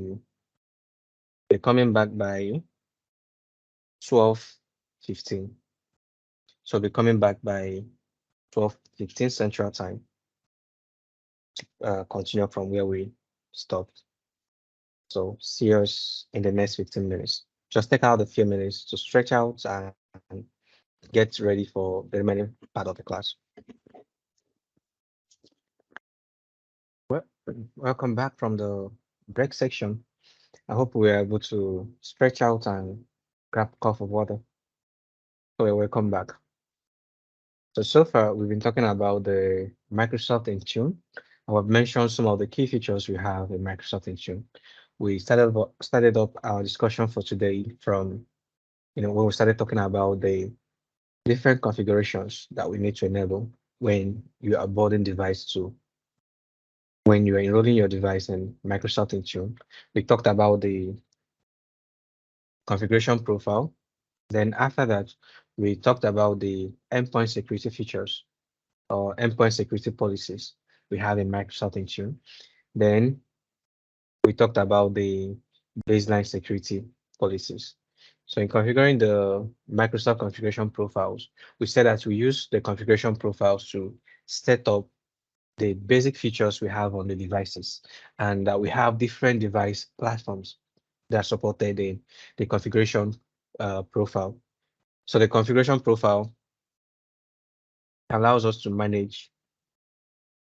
So the configuration profile allows us to, configure the key features that you have in a devices that enroll in Intune. Then the security endpoint security policy allows us to configure the security features that we have in the devices that are enrolled in Intune. So we use the endpoint security features to manage most of those features. Then we also talked about the baseline security policy. So the baseline security policy are standard or policy configurations that are configured based on Microsoft security standard that you can also implement in our organization or in our environment to manage some of the devices or manage the devices we have within Intune. Then after that, we started having a discussion on the compliant device compliance policy and the conditional access policy.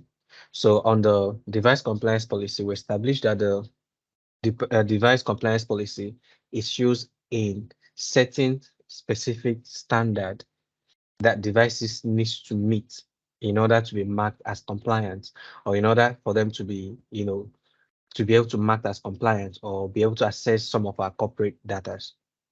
So on that, we mentioned some of the things we put into considerations when you are setting up the device compliance policy.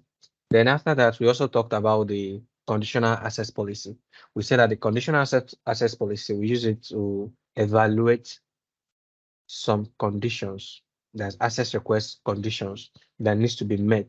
So some of those conditions can be based on, the users that is requesting for the access, the location where the access is coming from, the device, the application, the network the access is coming from. So based on that, we can enforce some access control or some control level that we control how the user can be able to access the resource.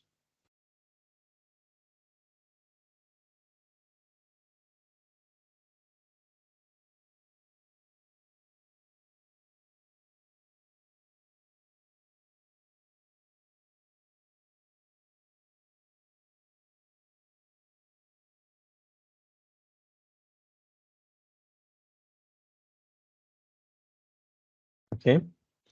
So before we went on break, we actually talking about the different features or different, configurations that we need to enable when we are setting up the conditional access policy. So we are talking about the access control.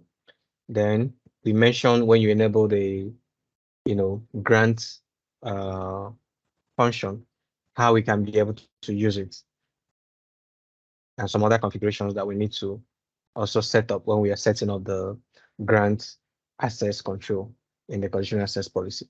Then the next we are going to talk about is section. We said that when you are managing the access control, we have uh, the access before. So when we are talking about the access control, then we talked about the access controls that's during the signing process and the access controls after the signing process. Then we have discussed some of the access controls we have before the signing process, and now we are talking about the access controls we have after the signing process. So on that we have the session control. While the signing before is seen as grant, then signing after is seen as a session control. So on the session control, we have the use app enforced restrictions. So the use app enforced restrictions, we can use app enforced restrictions, when we are looking at control that can, or when we are looking at how to control only, or we can say that it works only with supported apps. So this particular feature only works with supported apps, which are the Office 365, Exchange Online, and SharePoint only. So what does it do when we enable it? So it allows us to enforce users to use applications that you have configured. If you are using the mobile application management, so it only allows users to be able to access corporate data from the applications that you have approved. Then use the conditional access app control. So when we integrate conditional access with the cloud app security, so we can use it to manage custom applications, enforce some conditions to be met on those custom applications before we can be able to access it. Sign-in frequency. So the sign-in frequency allows for session timeout. So the sign-in frequency allows for session timeout. So if a section is inactive for a period of time, you can sign the user out, then the user needs to re-authenticate. We have the persistent browser section. So the persistent browser section allows users to, even after closing the browser, then the user can still, when he reopens it, his section is still active, can still continue without re-authenticating. Then you have the customized continuous access evaluation. So the customized, then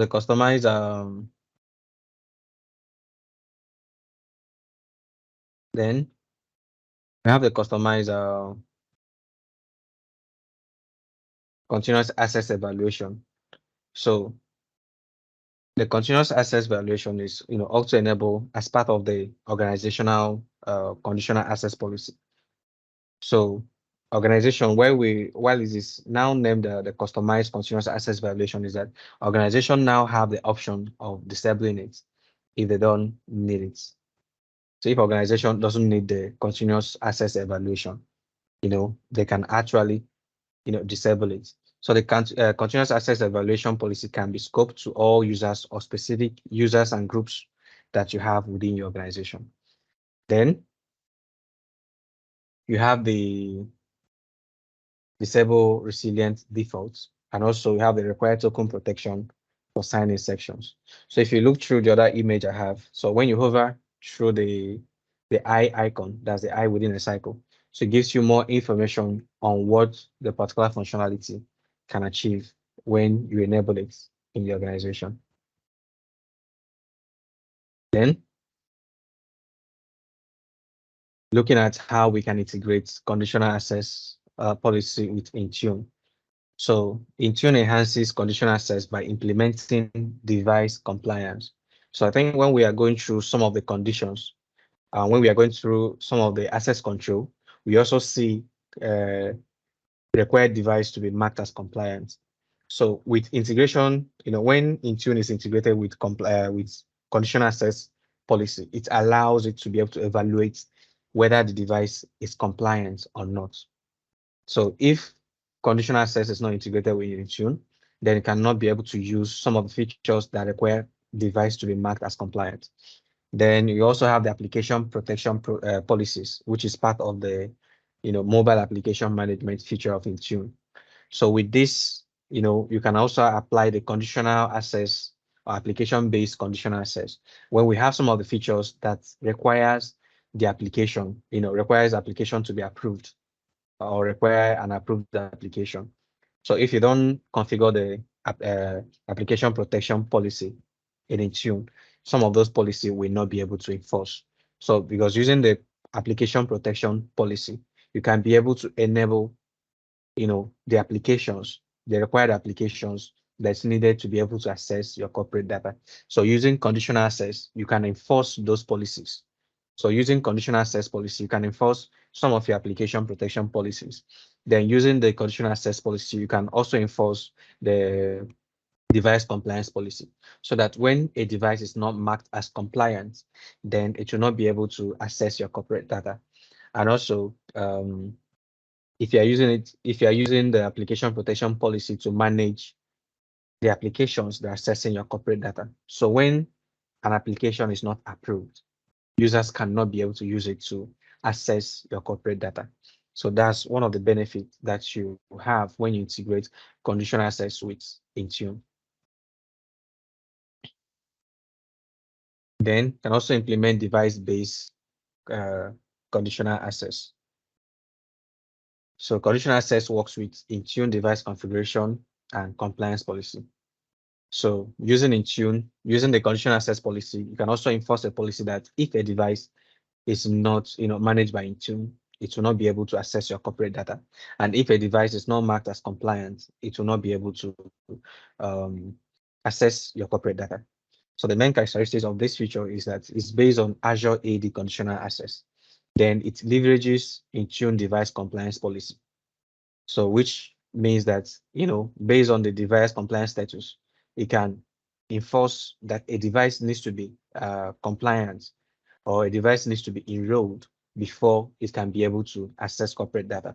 And we know that before we can apply a compliance policy on a device, the device, needs to be enrolled in Intune.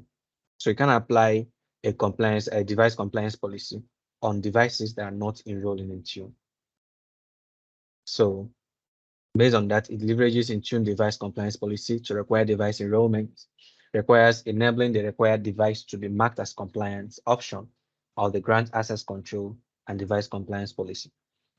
So when you, configure your Intune and you want to enforce your users to ensure that all their devices are being managed by Intune, then you need to configure a conditional access policy. Then the conditional access policy has to require for all the devices to be marked as compliant. So if the devices are not marked by compliance, it's going to require the user to, enroll the device. So after enrolling the device, it checks for, based on your device compliance policy that you have, it checks for those configurations on the device. If it meets the requirements, then it will mark the device as compliant. If it doesn't meet that, then the device wouldn't be marked as compliant. So some of the common scenarios we have where you can use, where you can implement device-based conditional access includes conditional access based on network access control, which relies on integration with third-party products. Also, conditional access based on device risk, so which relies on integration with mobile threat defense vendor. Then conditional access for Windows 10 plus, that's Windows 10 and 11 devices.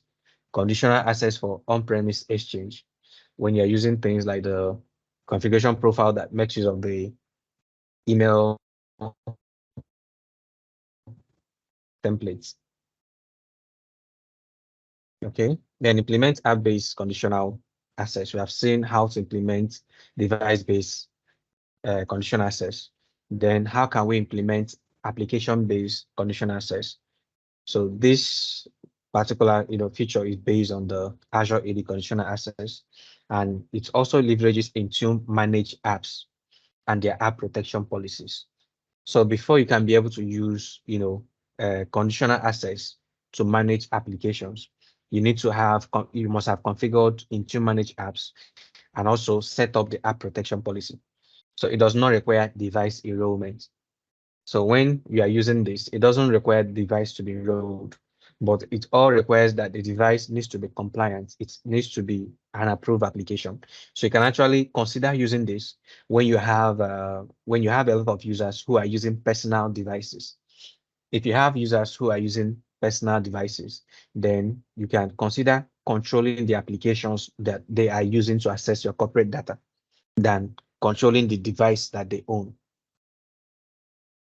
So it shows organizations data when accessed by an app within the scope of the policies, and it applies within an app.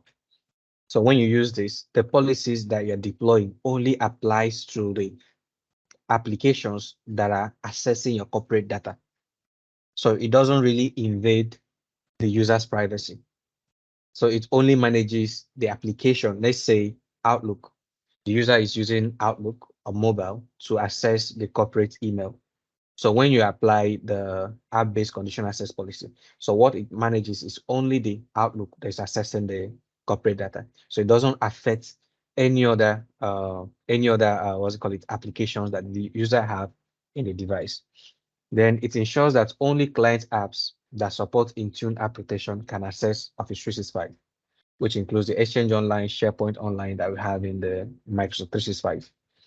It also allows blocking built-in email apps on iOS or Android from accessing Exchange Online.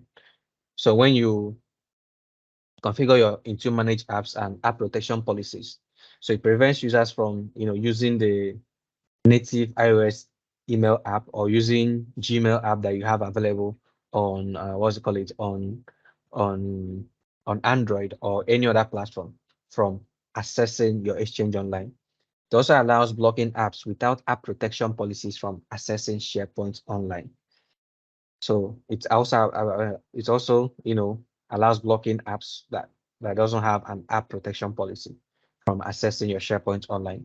Then on Android devices, it requires turning on the enable browser access option in the company portal app. So it's also on Android, it requires turning on the enable browser access option in the company portal. So when you are deploying, your Intune to manage Android device, most times you require the users to download the company portal app on their mobile device and sign into it.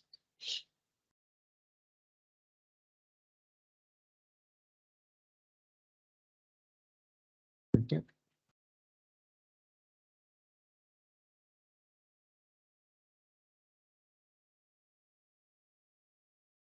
Then identify apps for conditional access. So I think I'll be sharing this link. So it gives the link for approved client that are supported for conditional access. Sorry. So let me just share some of the links. So from the links, we can get list of applications that are supported for conditional access. Just a minute.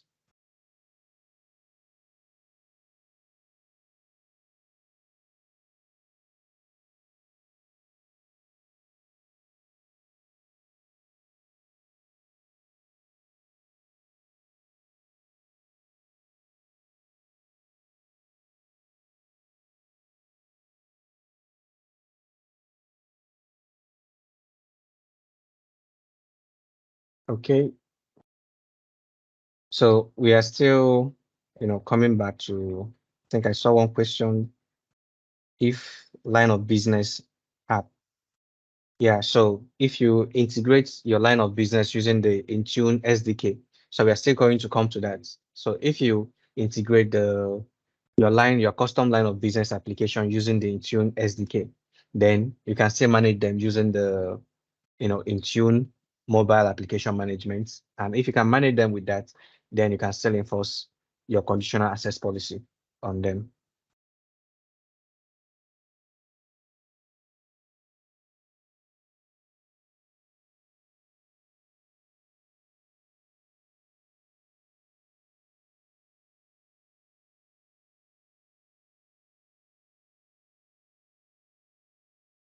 Okay, so this is a diagram of an app-based conditional access workflow. So if you look at the one, we have the authenticate user and device. So the user is trying to access the email, using an Outlook app. So when he's trying to sign in, he goes to the Azure AD. So the Azure AD redirect the user to the App Store, depending on the device the person is using. So when the user goes to the App Store, then you can be able to download the company portal. Then after that, the device, it checks the device state and every other necessary requirements, then it forces the user to download the required application. So once the user downloads that, it reports back to the Azure AD to give a report on the state of the device. So after giving the state of the device, then it will now proceed to verify identity of the Outlook app. Then after verifying that, the next stage is to request for token-based client ID. That's for the user to perform an authentication. So once the user authenticates, then it takes us to the seventh one. So it issues an access token. So the the access token is returned to the Outlook app. Then the Outlook app now grants you access to the Exchange Online emails. Then after getting to the Exchange Online emails to confirm the identity of the user, it takes it to get ASO access token for user to confirm that user have the right access to the mailbox it's trying to access. Then after that, it goes to the, to get the corporate emails into the Outlook mobile. So if at any point on this evaluation, so once it is evaluated, then the emails is delivered on the app. If at any point of this evaluation, there's a break, then the user will not be able to access the results, access the email, because it doesn't meet the requirements. So the requirement is for his device to be marked as compliant. So it doesn't really enroll the device. So it checks the state of the device. Then if the device meets the necessary requirements, it reports back the device to your Azure AD to identify it as a registered device in your Azure AD. So we know that there are two modes of device registration in Azure AD. We have the Azure AD registered device, and we have the Azure AD joint device. So Azure AD registered device are user-owned device. So these are devices that are not fully managed by the organization. Then the Azure AD joint devices are devices that are fully managed.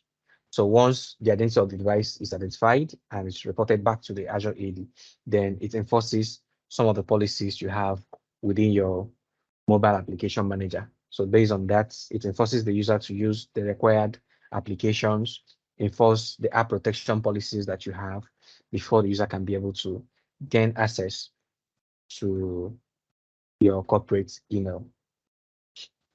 So let's have a look at some of the things we have been discussing so far. So we talked about the compliance policy. So to assess the compliance policy, we can go to devices. So when we go to devices, we can see compliance policy.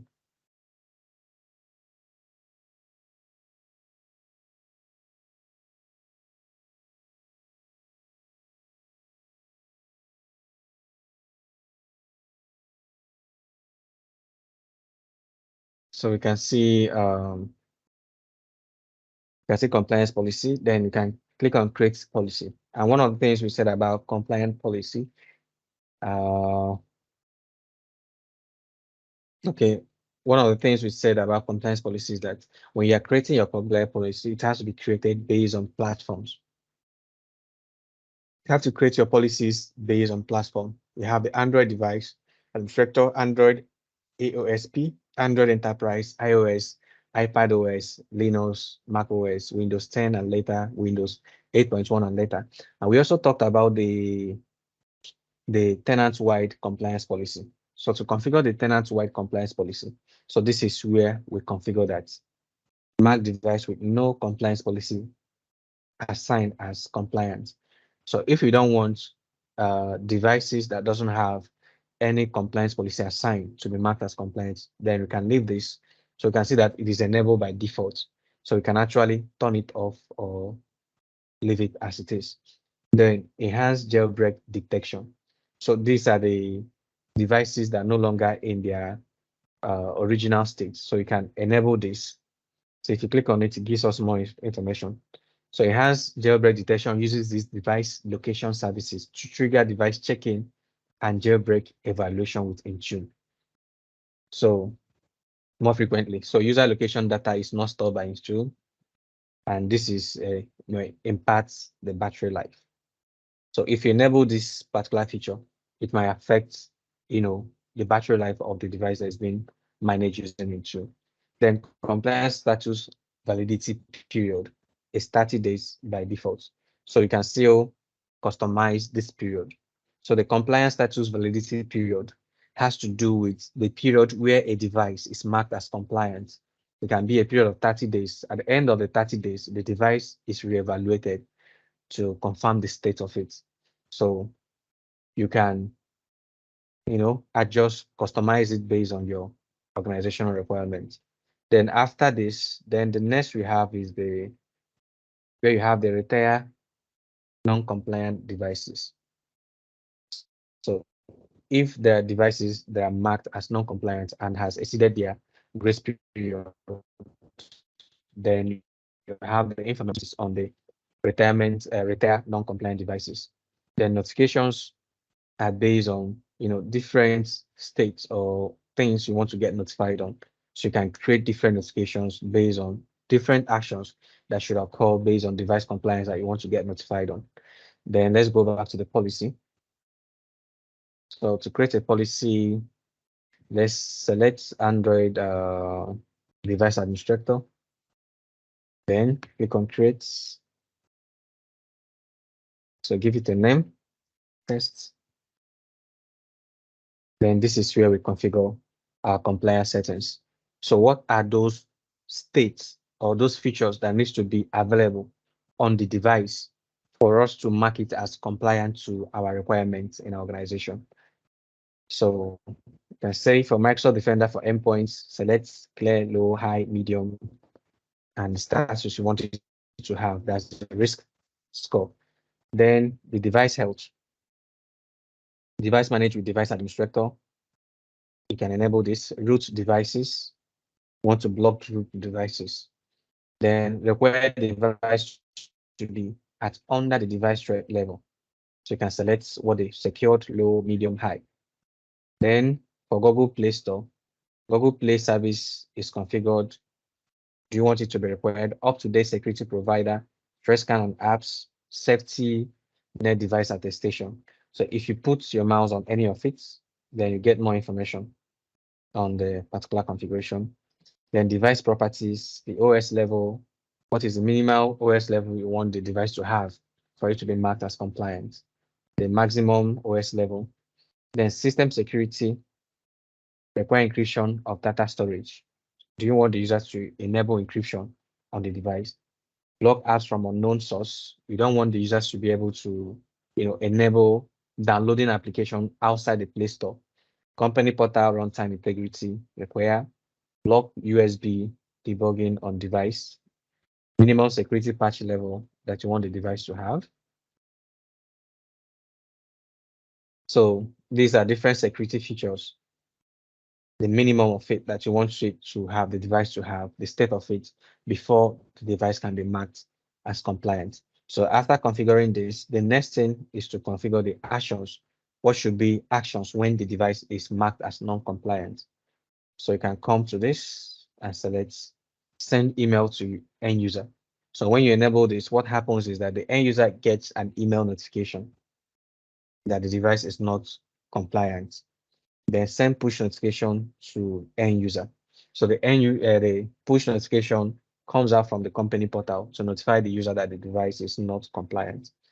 Then remotely lock the non-compliant device. So you are restricting access until you investigate why the device is not compliant before you can, enable access to the device. Then can enable add device to retire list. So when you select this, then days before a device, is marked as non-compliant. So you can select the days before a device is marked as non-compliant. You can say immediately after the check. Then message templates based on the particular options you selected. Then additional recipients. So if there are other people you want to get notification of the device not being compliant, then you can also add them. Then if you want to delete a particular policy, you can click on the ellipse and select the options to delete. Then the next is assignments. We talked about the assignments. You can assign to groups. You have device group, you have user groups. Then you can assign to all users or all devices. Then you can also enable exclusion depending on what you want to achieve. Once that is done, then you can proceed and create your policy. So each of the platform you select has different configurations. So each of the platforms, so the configurations we have available for compliance policy is dependent on the platform you're selecting. So each of the platform has different different settings that you can configure that the device needs to meet for it to be marked as compliant. Okay, then to get more information on our device states based on the compliance, you can go to reports. So if you go to the reports, you can go to device compliance. So you can go to reports. So you can go to summary. So device compliance, it gives you the state of the defined device compliance, then the status of the different devices you have. Then when you go to reports, you have device compliance, non-compliant device and settings, setting compliance, device compliance trend, some other templates you can go through that will give you different reports that you are looking out for.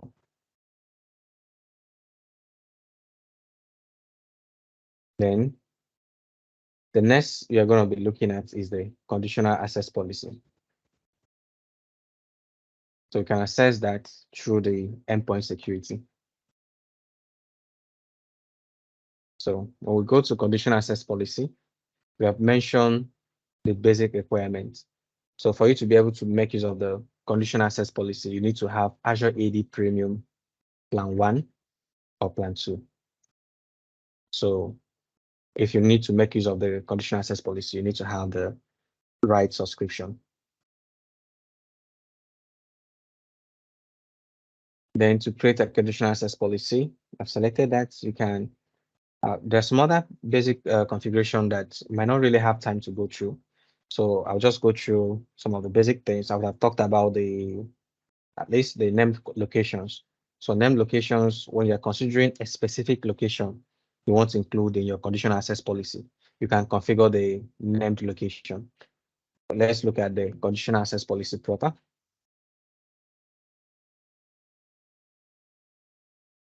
So the first thing to do when you're configuring your conditional access policy is to enable the name. Then after the next is the assignment. We talked about the assignments when you consider, when you consider users, when you consider whether you're trying to assign it, whether you're going to assign it based on users or based on some other assignments, means of assignment we have. So you have none when you don't want to assign it to any user, all users for all the users you have in your organization. Then selected users and groups for specific users or groups you have in your organization.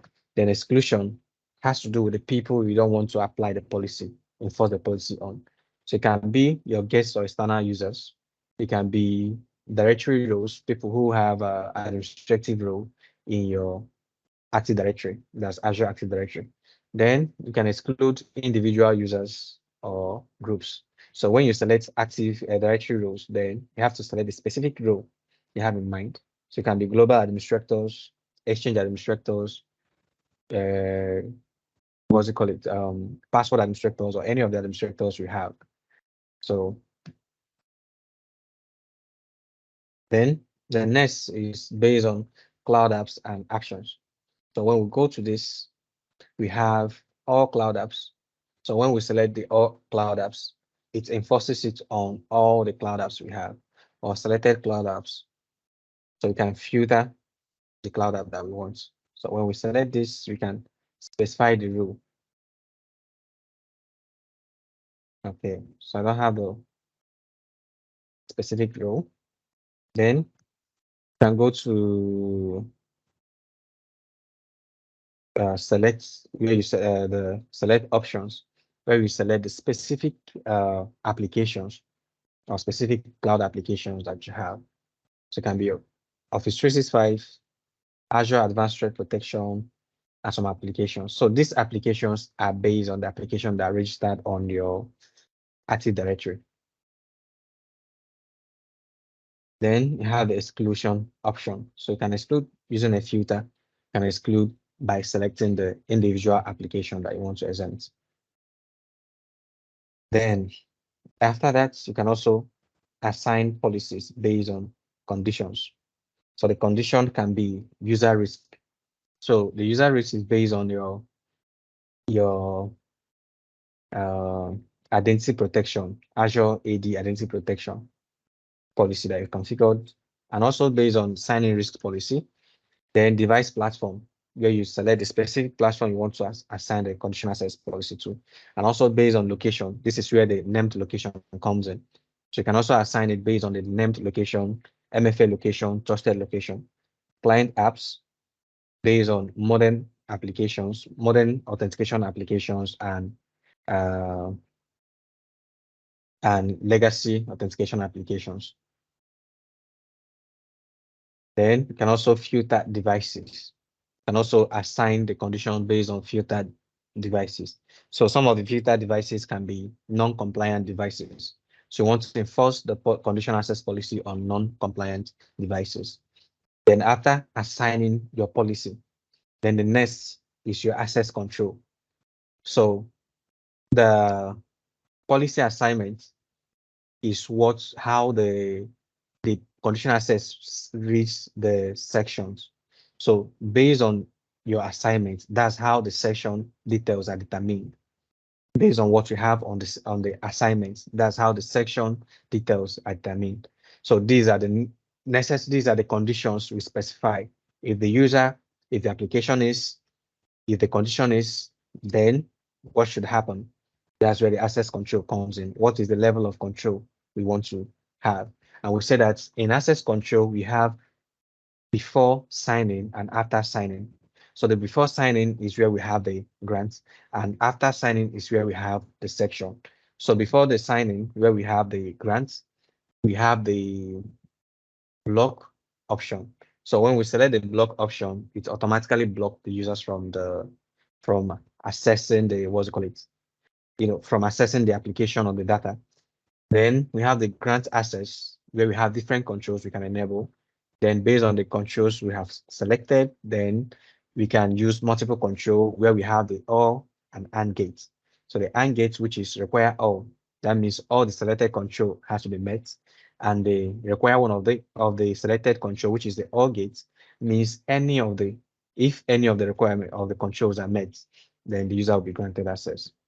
So after that, we have the section control.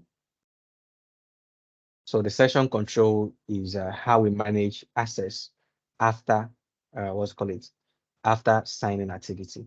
So we can enforce the use of app enforce restriction when we have it integrated with Intune.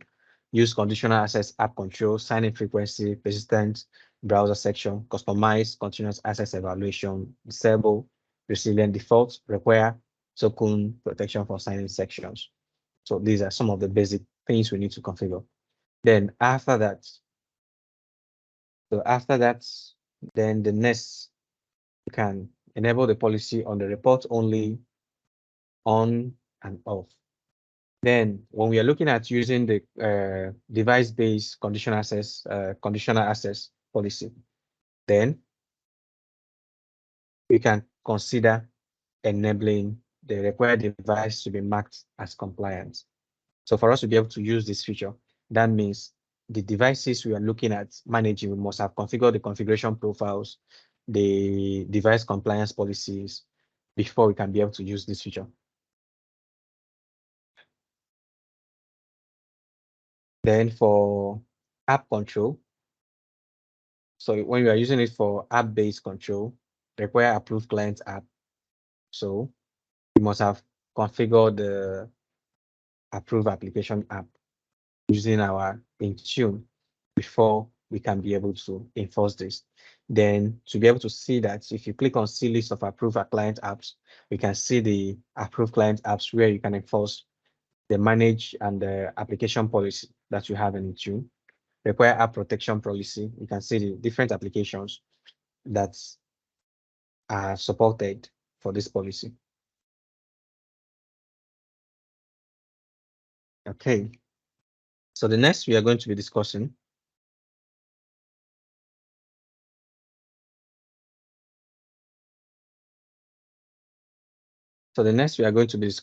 is the using Intune to manage personal devices. So how can we use Intune to manage personal devices?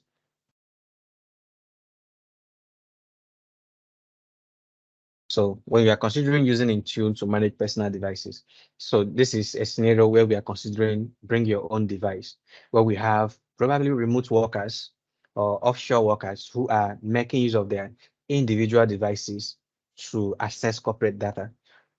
So how do we, manage such devices using Intune? So this is what we are going to be looking at now. So on this, we are going to talk about using Intune in personal device scenarios, managing personal devices, managing apps on personal devices. So there are two basic ways you can manage personal devices. Either you are managing the entire devices, or you are managing only the applications that the users, or you are managing only the applications that are accessing your corporate data within the user personal device. So on this, we're going to see how to use Intune in personal device scenario.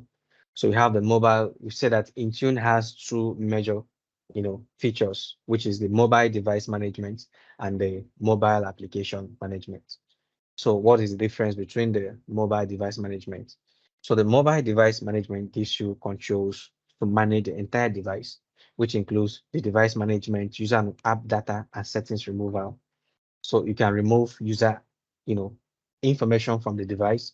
You can retire application data that you have within the what's called it device, and you can also retire device. So when you retire a device, you are removing the user access and the application and the data that is within the device. Then you can also initiate a full wipe when you are using mobile device management. So you can consider a full wipe in a case of a user losing a device that you're using to access corporate data. So you can remotely wipe the device so that none of your sensitive data will be exposed. Then you have the mobile application management. So this allows you to control business data and apps on the device. So it gives you the full app management. It allows you to remove business data, the selective wipe.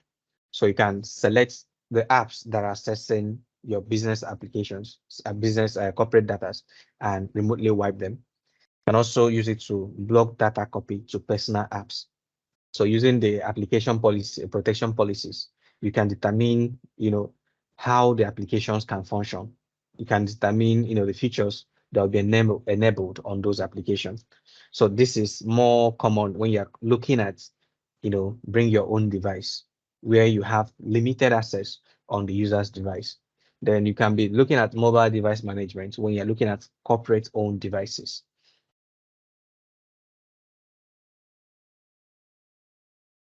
Then you need to identify first, when you are managing devices, you need to identify the device ownership.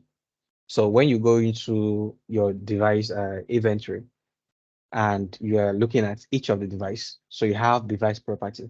So when you go to device property, then you can see information which includes device ownership. Under device ownership, you can see personal, corporate, and unknown. So personal has to do with the devices that are owned by individuals, which can be phones, tablets, and PCs. Corporates are devices, which can also be phones, tablets, and PCs, but they are owned by the organization or distributed by the organization. Unknown are devices that you don't have, insights, or it doesn't read out the state of the ownership of the device. Then the default value you have is dependent on factors such as the enrollment approach or Azure AD association. So how the classification of the device ownership is based on, how the device is enrolled.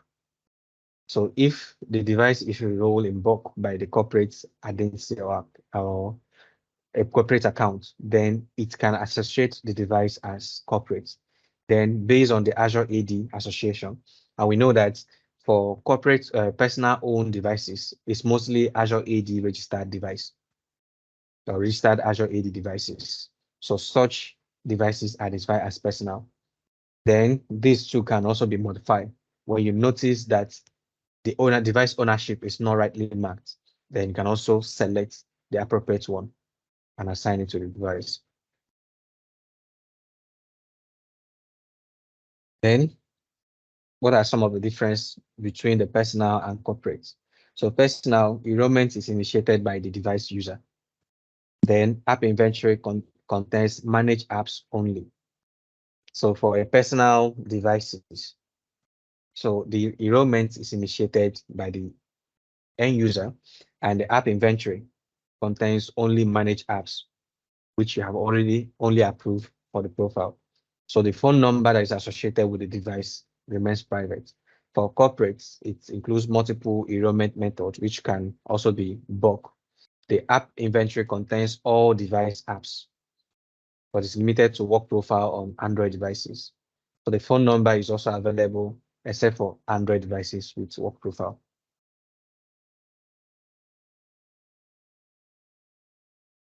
So for corporate managed devices, some of the information you can see includes the device owner, device name, the device serial number, device model, so the device model,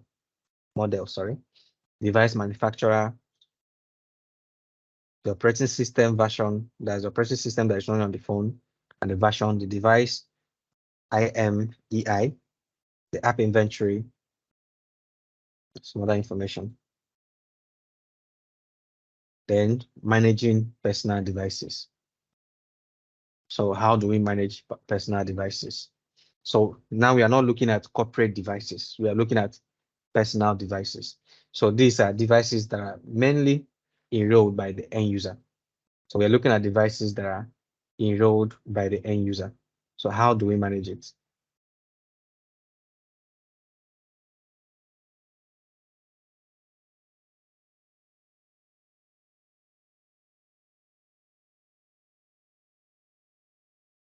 So on this, we are going to have a look at, the configure devices and the Azure Active Directory. So we're going to have a look at conditional access. We have already known what conditional access policy is. So we're going to see how all this plays out in personal devices. So what are the available methods? What are the available methods to enroll personal devices? So first, we need to understand the prerequisites. So for you to be able to enable users to enroll their personal devices, first, you need to configure the MDM authority and need to set it to Intune. Then users need to be assigned Microsoft Intune license. So before users can be able to make use of or be able to enroll their personal devices, they need to be assigned the Microsoft Intune licenses. Then need to configure the MDM push certificate provisioning. So for iOS, iPadOS, macOS, you need to ensure that the MDM push certificate is configured. So you need to set up the configuration profile for the iOS. You need to configure the MDM push certificate to be able to enable end users to enroll their device. Then you need to remove the no blocking enrollment device platform restrictions.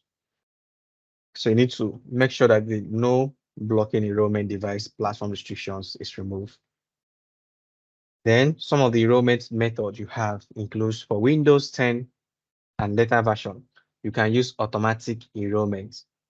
So this automatic enrollment can occur during Azure AD join and registration.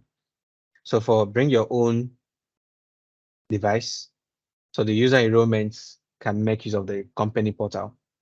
So they have two options. Either they are using the automatic enrollment, which occurs, if you have enabled your Azure AD to automatically enroll devices, Azure AD registered devices, if you have enabled them to be automatically enrolled in Intune, then once user register their device with your Azure AD or join their device to Azure AD, they automatically get enrolled in Intune.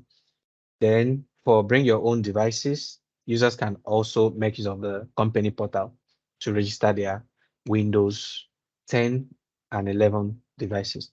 Then for Android devices, that's Android Enterprise and Android Device Administrator, they can make use of the Android Enterprise work profile to enroll their device. Then for Mac OS, you can make use of the automated device enrollment or direct enrollment. Then for bring your own device, you can make use of the device enrollment. Then for iOS, iPad OS, you can make use of the automated device enrollments for new devices only, Apple configurator enrollments. Then for bring your own device, you can make use of the user and device enrollment option. So the devices you have in the bring your own device scenarios can be enrolled in Intune. So the supported enrollment methods, enable employees and students to use their personal devices for work or school. So the essence of having them enroll their device is for you to be able to manage the corporate data that they'll be accessing using those devices. One of the easiest way of attackers getting access to our resources or corporate data is through our endpoint. So the devices that are accessing our corporate data serves as an endpoint. So it's very, necessary for us to have a level of control to ensure that our corporate data that are on those devices are well protected. Then, when you are considering the simplified enrollment of Windows personal devices, we said that it is enabled for automatic enrollment.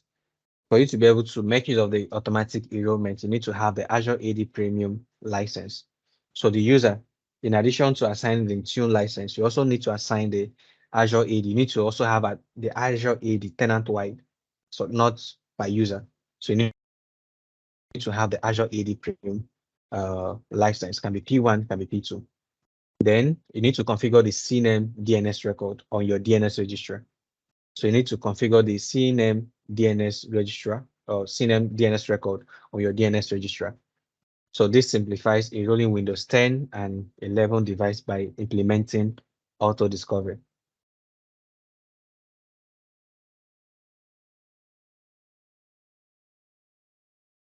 Then, how do we enable the automatic enrollment? So you have to go to your home in your Active Directory, go to devices, then go to enroll devices, then select Windows devices. Then can have the necessary configurations. So on that, you have the target. Which users do you want to enable the automatic enrollment for? So you have to select the users you need to enable automatic enrollment for in your organization. So it can be some of your users, then you select the group. It can be none. It can be all the users you have in your organization. So after that, for MDM, you have to configure the terms of use, the discovery URL, and the compliance URL. Then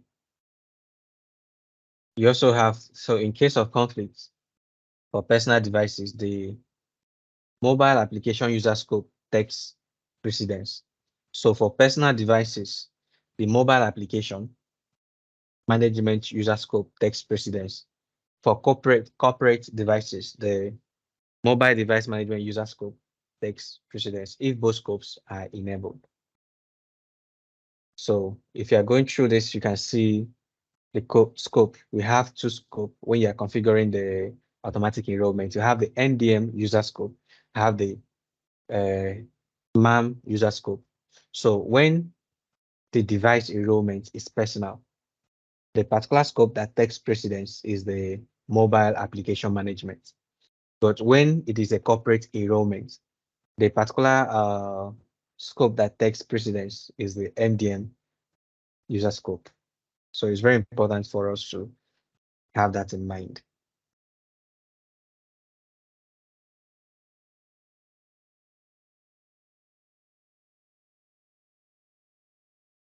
Then after the configurations on the Active Directory, then the next thing to do is to configure the DNS, the CNAME record in your DNS registrar.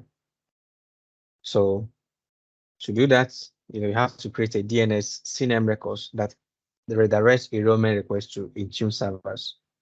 So if that is not configured, users need to provide Intune service name before they can enable, before they can initiate an automatic enrollment.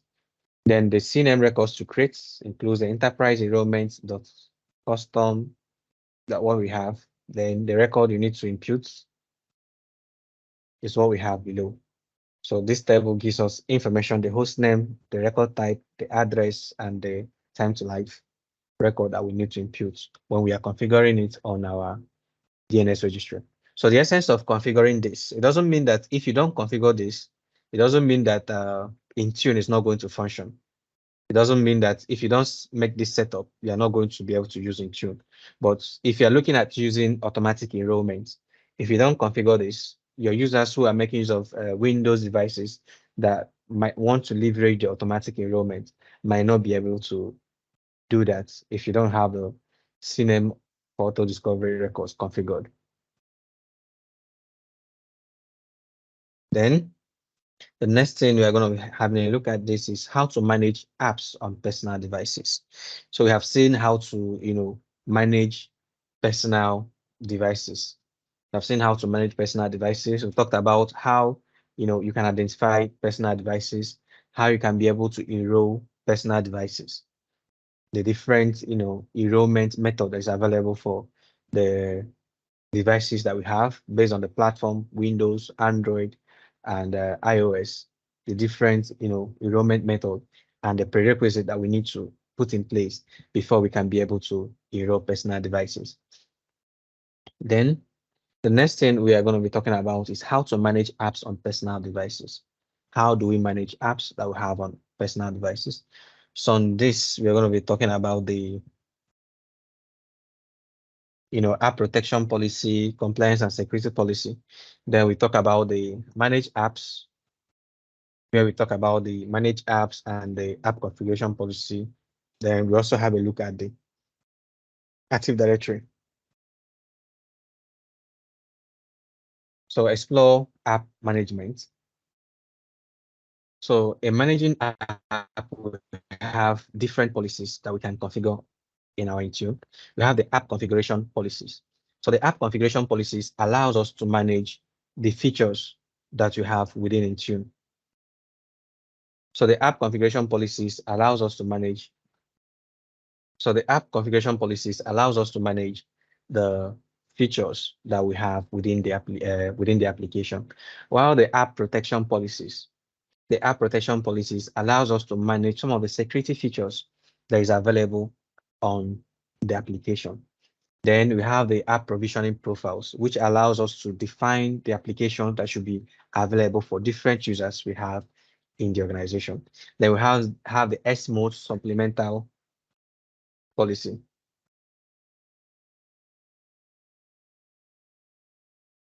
So we have the S mode supplemental policies. So the S mode supplemental policies is when you are looking at configuring policies for devices that are running on the S mode. There's devices that are running on the secure mode. So one of the features that you have with devices that is running on the S mode is that you can't install application outside the Microsoft Store. So all the applications that are running on devices that are running all the applications you have or the applications that are running on devices that are on X mode, they have to be coming from the Microsoft Store. So if you have any custom applications that might not be coming from the Microsoft Store that you need to deploy on devices that are running on S mode, then you can configure the S mode supplemental policies. So we also have policies for Office apps. So the policies for Office apps, you can use it to manage the Office applications like the Word, Excel, PowerPoint, and some other applications we have. Then you can also perform app selective wipe. So the app selective wipe allows you to remove corporate data from applications.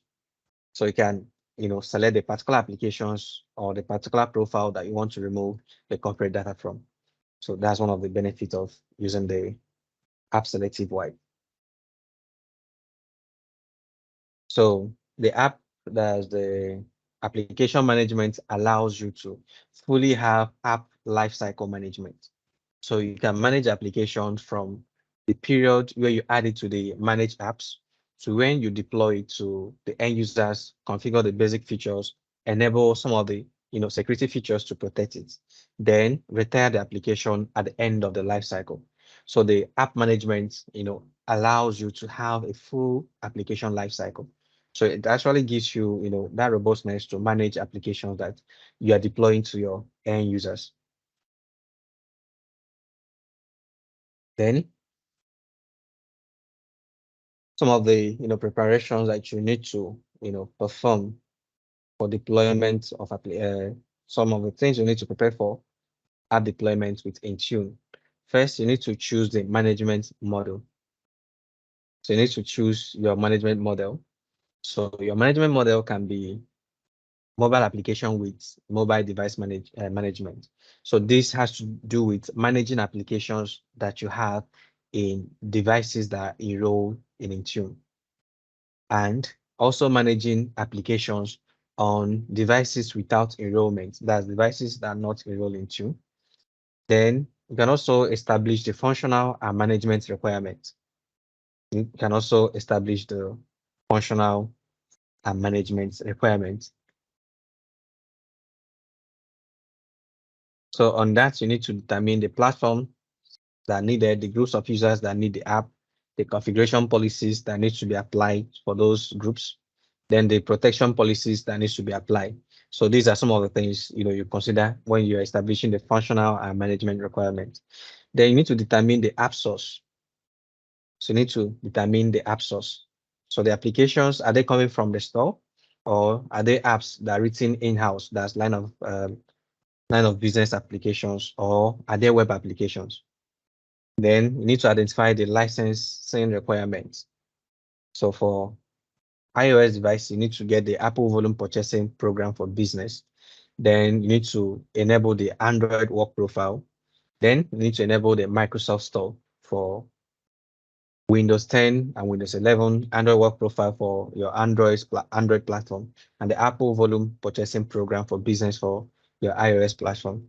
Then you also need to create the application categories, then estimate the cloud storage space requirements for your applications. So you need to also estimate the cloud space requirements. So to do that, you need to evaluate the cloud storage space. So all application files must be in the same folder. So the maximum file size for any file that you upload should be 8 gigabytes. That's 8 GB. Then the limit of your line of business app size, which is also OS dependent, should be between 2 gigabytes and 8 gigabytes.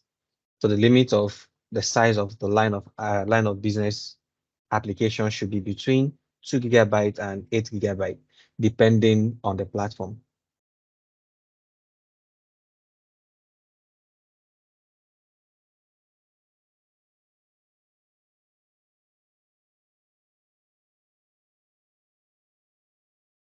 So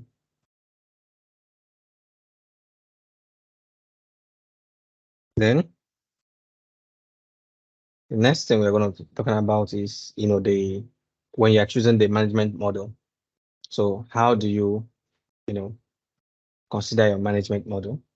So when you're looking at using Intune MDM with mobile application management, so you can consider app management by using the mobile application manager and app protection policies. Then you also have the device management by using Intune. Then when you are looking at using when you're looking at using the mobile application management without device enrollment, then you have app management by mobile application manager and app protection policies. So MDM by using and also you can also be using a third-party enterprise mobility management or no MDM at all in managing the devices. So Intune supports the two configurations. Either you're using Intune MDM with mobile application manager, or you are using mobile application manager without device enrollment. So Intune supports the two scenario. So before you can implement it, you need to understand the scenario that works best in your organization, and also depending on the user requirements and the type of device. So if it is a personal device, then you might be looking at using the MAM without device enrollment.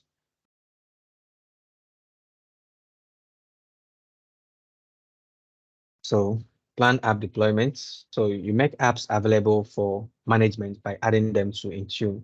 So before you can be able to manage apps, the first thing to do is to ensure that they are added in Intune. Then you have to configure the apps by implementing the app configuration policies. Then after that, you need to protect apps by implementing the app protection policy. Then you make apps available to users by using the configuring app assignments. So the first thing to do when you are managing an app is to first add the application to your Intune. Then second is to configure app configuration policy. So the app configuration policy allows you to configure some of the features of the application. Then the next thing to do is to configure the the protection features, that's the security features you have within the application. Then the next is to deploy the application to end users using the app assignment. So how do we add apps to Intune? So to manage and deploy apps, you need to add them to Intune. So Intune supports adding and assigning the following app types. You have the apps from the store, so which Intune installs the app on the device automatically. Then you have apps written in-house. That's for your line of business apps. So Intune installs the app on the device. But first, you need to supply the installation files. That's the Android APKT, iOS AP. For iOS, use the .api, IPA. So for Mac OS, you need to make use of the .intune Mac. For Windows, it can be the .msi, .appx, apps bundle, MSIS, MS bundle. For Windows Win 32, it might be .intune Win. Then if you're looking at fully managing the application, they can also make use of the SDK, that's Intune SDK. So apps on the web link. So you can use Intune to create shortcuts to the web app. Then it enables automatic updates for such applications. So apps from other Microsoft services, they are dependent on the app type. So the level of update they also pick are also dependent on the app type. So when we are looking at implementing app configuration policies, so when we are looking at implementing app configuration policies, so what are the things we're looking at for? So to implement app configuration policy, so app configuration can target managed devices. These are devices that are managed by Intune or managed apps, which are apps that are integrated by using Intune App SDK or Intune Wrapping Tool. That's for the custom apps that you want to manage using Intune. So you can manage it by using the Intune App SDK or Intune Wrapping Tool. So this implies support of app protection policy. So when you enable the Intune App SDK or Intune Wrapping Tool for your custom apps, it allows them, to support the app protection policies, and it does not depend on the device enrollment states. Then you can also validate the app configuration policy by visual verification on the device, reviewing the diagnostic logs, then using Microsoft Intune Admin Center. So the app configuration policy can also help you eliminate app setup problems by letting you assign configuration settings to a policy that is assigned to end users before they run the app. So using it eliminates the setup problems. So you don't need to, have to move from one user device to another to be able to configure applications the way you want it. So you can use the configuration policy to set up the configuration settings that you want to have on the application and assign it to users. So once a user runs the application, it enforces those settings on the application. Then can also explore exploring the app assignment types. So the app assignment, policy is also available for enrolled devices. So you can use it to assign apps to groups of users who can install them from the company portal, app, or websites. It's also available with or without enrollment. So assign the apps to groups of users whose devices are not enrolled in Tune. So the user must be assigned an Intune license, even if you are using the without enrollment. So some of the things that are required, the app is installed on devices in the related stage. So when you are configuring app assignment types, you have available for enrolled devices, you have available with or without enrollment, then you have required. So for the required, the app is installed on devices in the selected groups. Intune automatically reinstalls, updates an app with the required assignment within 24 hours. So if you configure some applications to be required, that means once a user, enroll the device, or once a user tries to access corporate data, it automatically installs the application on the device. Uninstall, so the app is uninstalled if installed by available for enrolled devices or required assignments. Web links cannot be removed after deployment. Then Intune automatically removes an app with the uninstall assignment within 24 hours.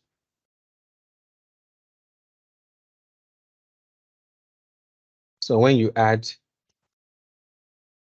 when you add when you add an application in Intune, so you have to configure the states. So is it going to be available for enrolled device, available with or without enrollment, required, uninstalled? So these are different states where you can configure your application. Include and exclude assignment options.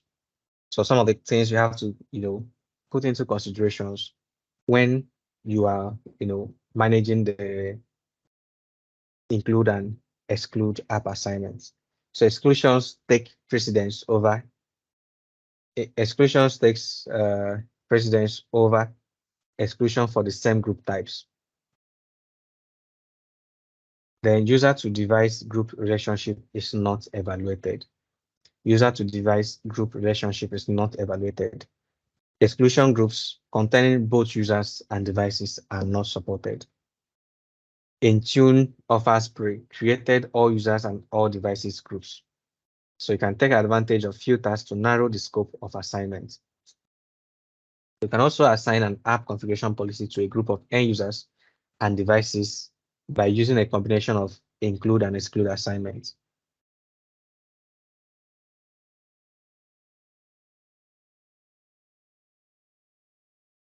Then some of assign apps to users and devices.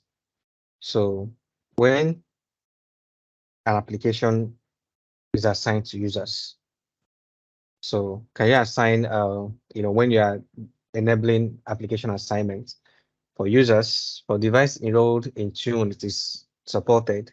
For device not enrolled, so you can assign applications to individuals. Then assign to devices is only available for devices that enroll with Intune. Then assign wrap apps or apps that incorporate Intune SDK.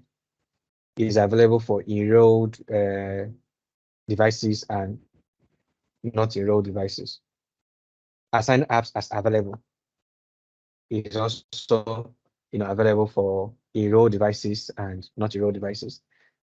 Assign apps as required is only available for enrolled devices. It's not available for unenrolled devices. Then also apps is only available for enrolled devices. Receive app updates from Tune is only available for enrolled devices. End user install available apps from company portal is only available for enrolled devices. End user install available apps from web-based company portal is available for enrolled and not enrolled devices. So we need to understand this because most times, when we engage in troubleshooting, when we're experiencing some issues, if we don't understand the basic requirements and some of the limits, then you might, start looking at it as a misconfiguration. while it might actually be, some of the things that's not supported.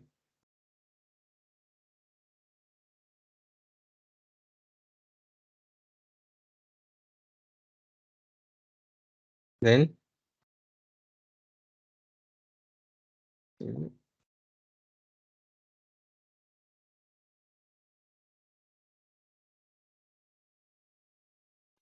then if you're considering making apps available on Windows 10 and Windows 11 devices, you have two provisioning methods. You have the user context and the device context. So the user context require user signing. So it allows you to deploy modern line of business apps and Microsoft Store apps online and offline with the required and available intent. It also supports Win32 apps with the required and available assignment type. And also the assignment context can be changed from user to device only for modern applications. Then for the device context, so you can install without dependency on user signing. So modern line of business apps and offline licensed Microsoft Store apps. So modern line of business apps and offline licensed Microsoft Store apps with the required intent. Then you can also install Win32 apps with the required intent. You can't use it for targeted to a user. So it is based on the device. So irrespective of who signs into the device, the application is always available. So the target device must support device context. So you have to ensure that the device supports, device context. The assignment context cannot be changed from device to user. So if you enable device context, you can't change it to user. So in case of conflicts,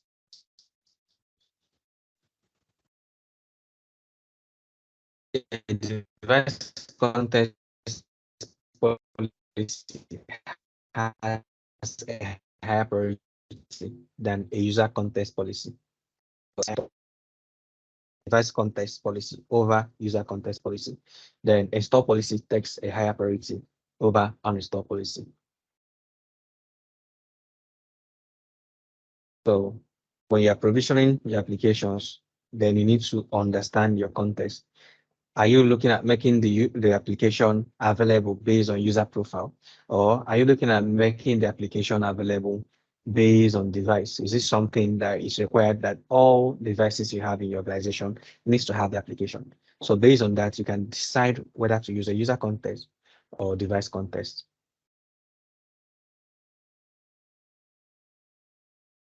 Then you can explore, some of the app protection policies we have. So the app protection policies helps to protect organization data when using app protection capable apps.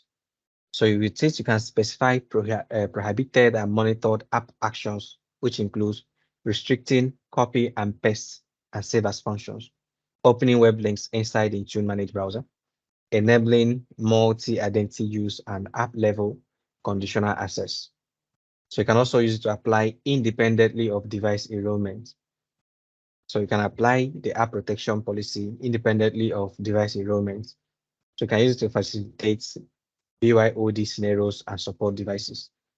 So it supports whether the device is enrolled into a third-party MDM, not enrolled into any MDM. So it supports all that. So the app protection policies, they are actually rules that ensure that an organization's data remains safe or contained in a managed app.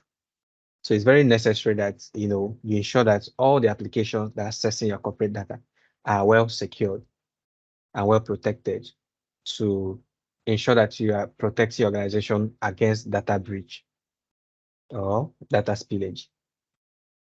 So a policy can be, a rule that is enforced when the user attempts to access or move a corporate data, or a set of actions that are prohibited or monitored when the user is inside the app.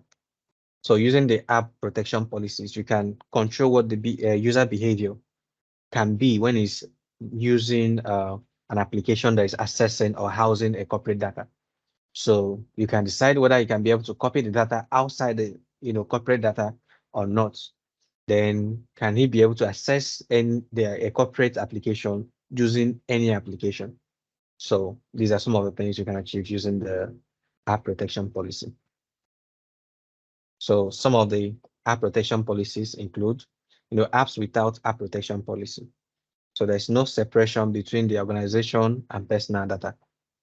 Then for app protection policies on unmanaged devices, you can, some of the features you can enable is you can enable it to allow for blocking organizational data from being stored on the local device. Then you can also use it for restricting data movement to unprotected apps. You can also use it to prevent savers, restrict cuts, copy, and paste policies. So it's also allow for access policies, which require simple PIN for access, block manage apps from running on jailbroken or rooted devices. Then for app protection policies on managed devices. So the MDM solution handles device enrollments, handles app deployments, manages device compliance. So for app protection policies, it minimizes the risk of data leaks, allow for restricting data movement to unprotected apps, then allow for wiping organizational data without removing the app. Then, how do we identify the protected apps? So is it designated the Microsoft and partner apps. So you have a list of protected apps that you can enable. So, okay, let me share the link.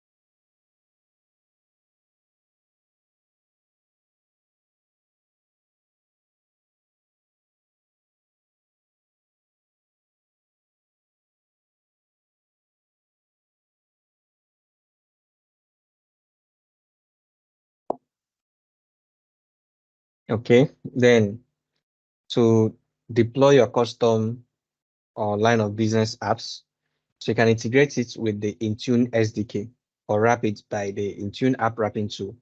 So if you have a custom applications or in-house, in-house line of business applications, in-house custom applications, you can deploy it using the, you can deploy it by integrating it with the Intune SDK or wrapped it by the Intune app wrapping tool.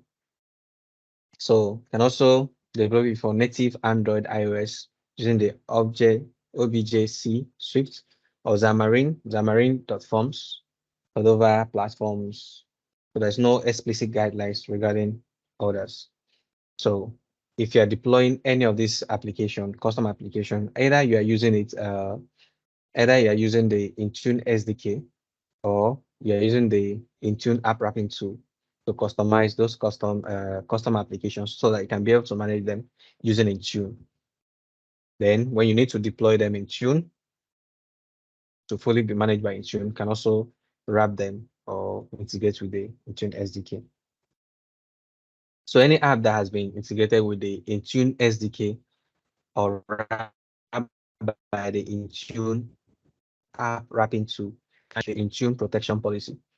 So the Intune SDK development team actively tests and maintains support for apps built with the native Android, iOS, and other platforms.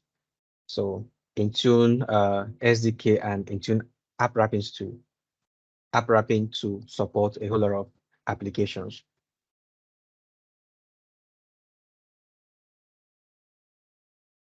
So the app protection policy requirements. So these are some of the requirements that you need to have when you're configuring the app protection app protection policies. So user requirements, each user must have an Azure AD account. So you can use it to apply policies on user that doesn't have an Azure AD account.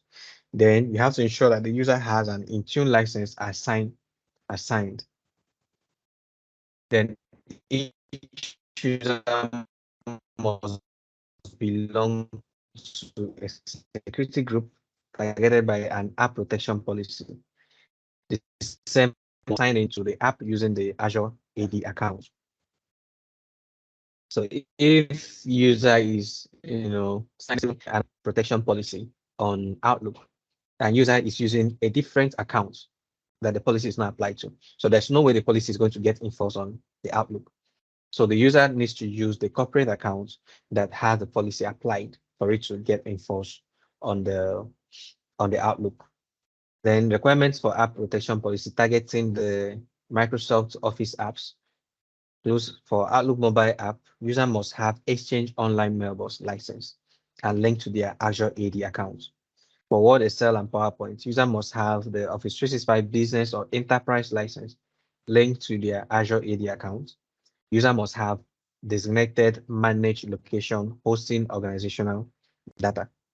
So Intune consider email exchange and cloud storage OneDrive app with OneDrive for business to be managed location. So it ensures that those location data you have in those location can only be accessed using the corporate, application.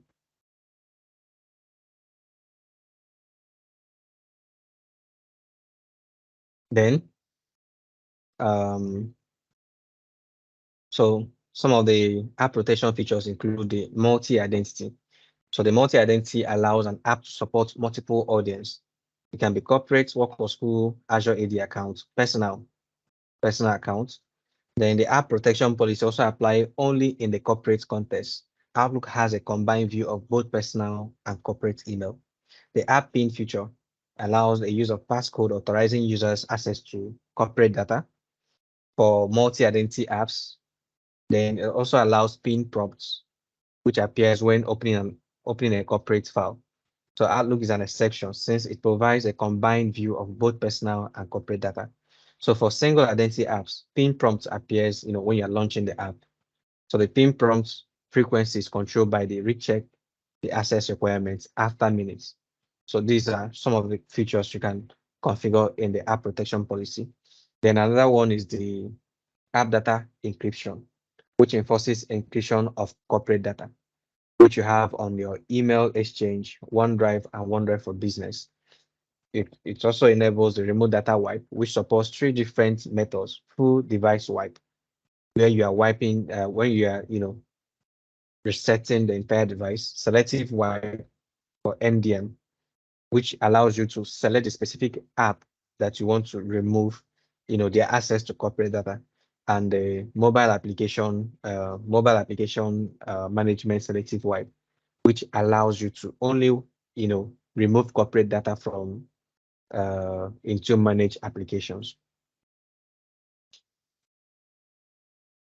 Then to create an app protection policy, okay, so we can actually see how we can do that.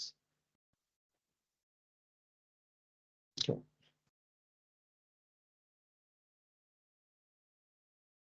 So to manage the corporate, okay, first we started discussing on how to configure. I'm trying to get in touch with, is it Kamal? Okay, so, it sounds like you got a monitor. So did they give you two monitors or only a single monitor? Okay, so to manage the device personal enrollment, so first you have to go to the Azure AD.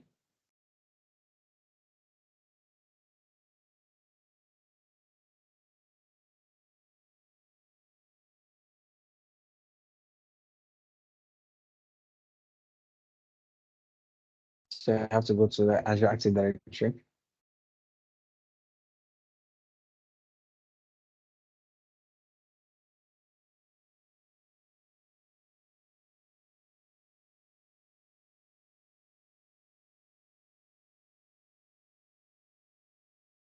Okay, so sign in.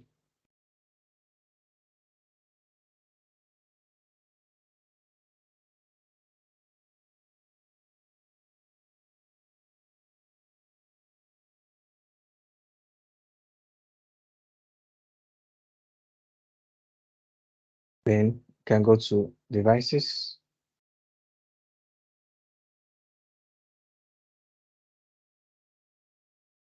Right, click on show more. Go to settings, click on mobility. So this is where we enable the MDM authority. So here, Intune is enabled. Then the next is to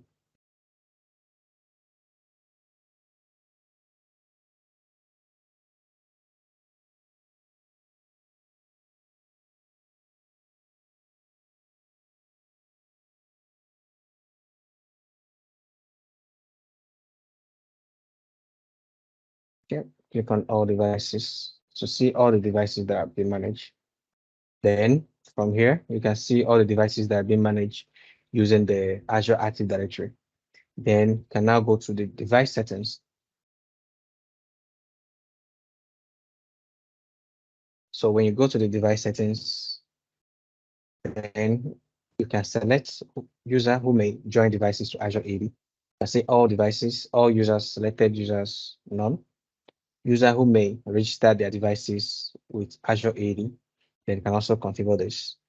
Require multi-factor authentication at the point of device registration.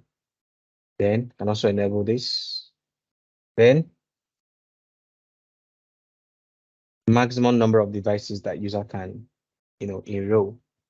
So you can also enable this. Whether you want them to be able to register 5, 10 on the Azure Active Directory. So based on this, you can also come back to the mobility configuration. Select this. So this is where you configure the scope. So this is where you configure the scope for management. So we have the MDM user scope and the MAM user scope.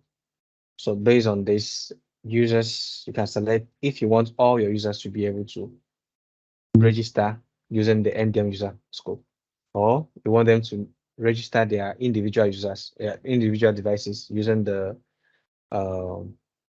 MAM user scope. So you have to configure that. So after these configurations are made, then you can go back to your Intune to manage your app protection. That's your mobile application management feature. So from here, you can see all apps that are being managed by Intune. So here there's no app. So to add an application, I can come to add app, then select the place I'm selecting the app from. Is it the Android App Store, iOS Store, or any other location? Then if I need to add a line of business app, then I need to select the line of business application that I want to add. So if I want to add from Android Store,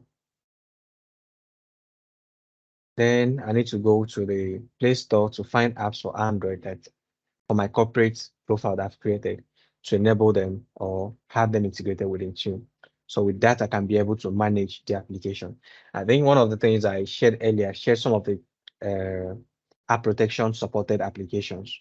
So if the application is not supported for app protection, then we cannot be able to apply the app protection policies on them.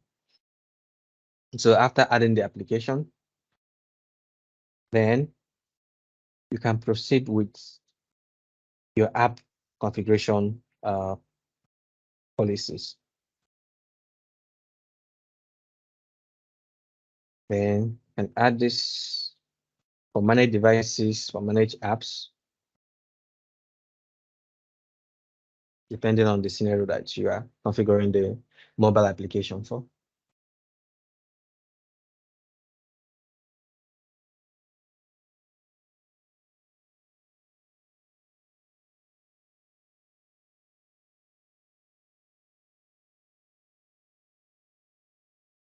Okay, so have to specify the name. Then the applications, you can say all applications, or you can say all Microsoft apps, depending, or you can say selected apps. Then you can select the specific apps you want to manage. So these are applications that we have available in Intune. So you can select any one of them. Let's say this app. Then it can also be a custom application. Then after that, next is to configure the settings. So these are what is the name? You want to give the configuration settings, the value. Then you want to assign a root certificate. Then after the configuration, so this configuration is available based on the application you select. So after that, you assign it to either a group or all users that you have in your organization.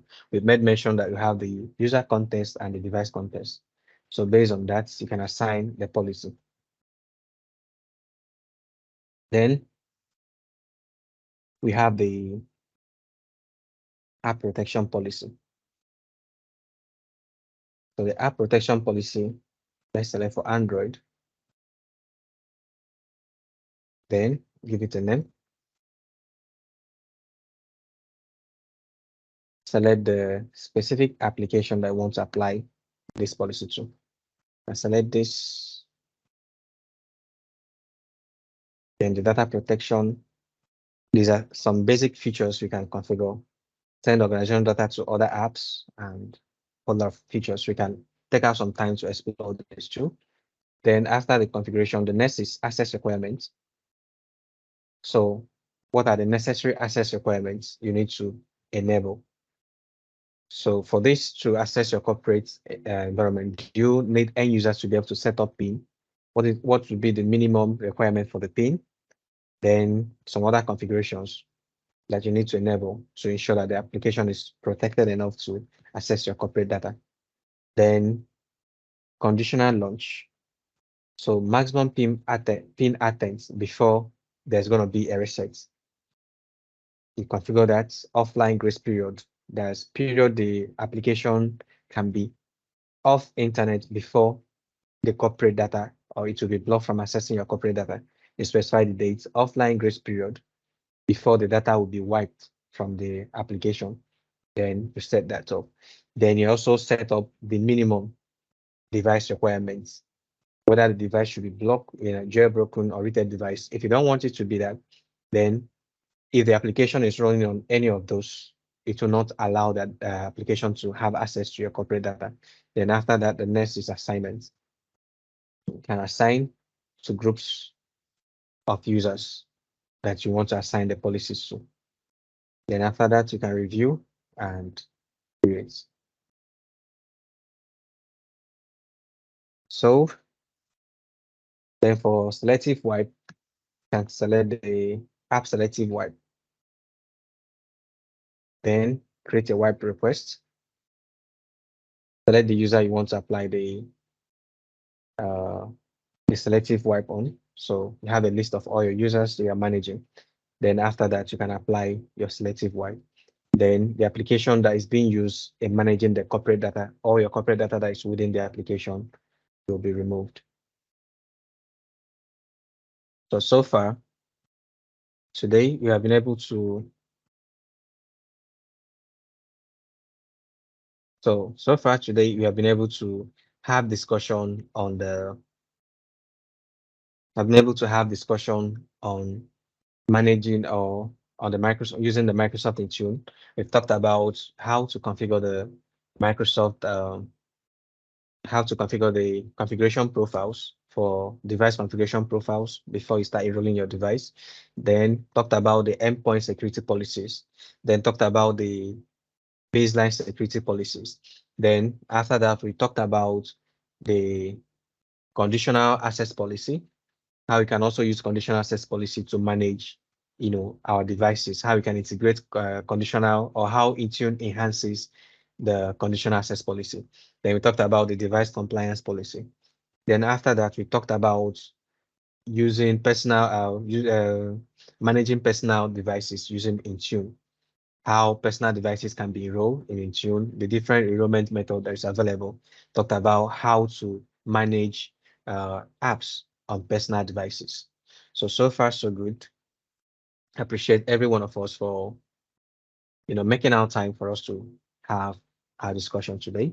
So if there's any question, you can drop it on the chat or get back to our our technical team will attend to it, and technical team will be getting back to you if you have any concern or if any question. So I really appreciate every one of us, and you can also take our time to download the video so that you can, go through it on your own private time. So thanks everyone for coming around today, and let us have a wonderful day. Enjoy the remaining of the evening. Thank you.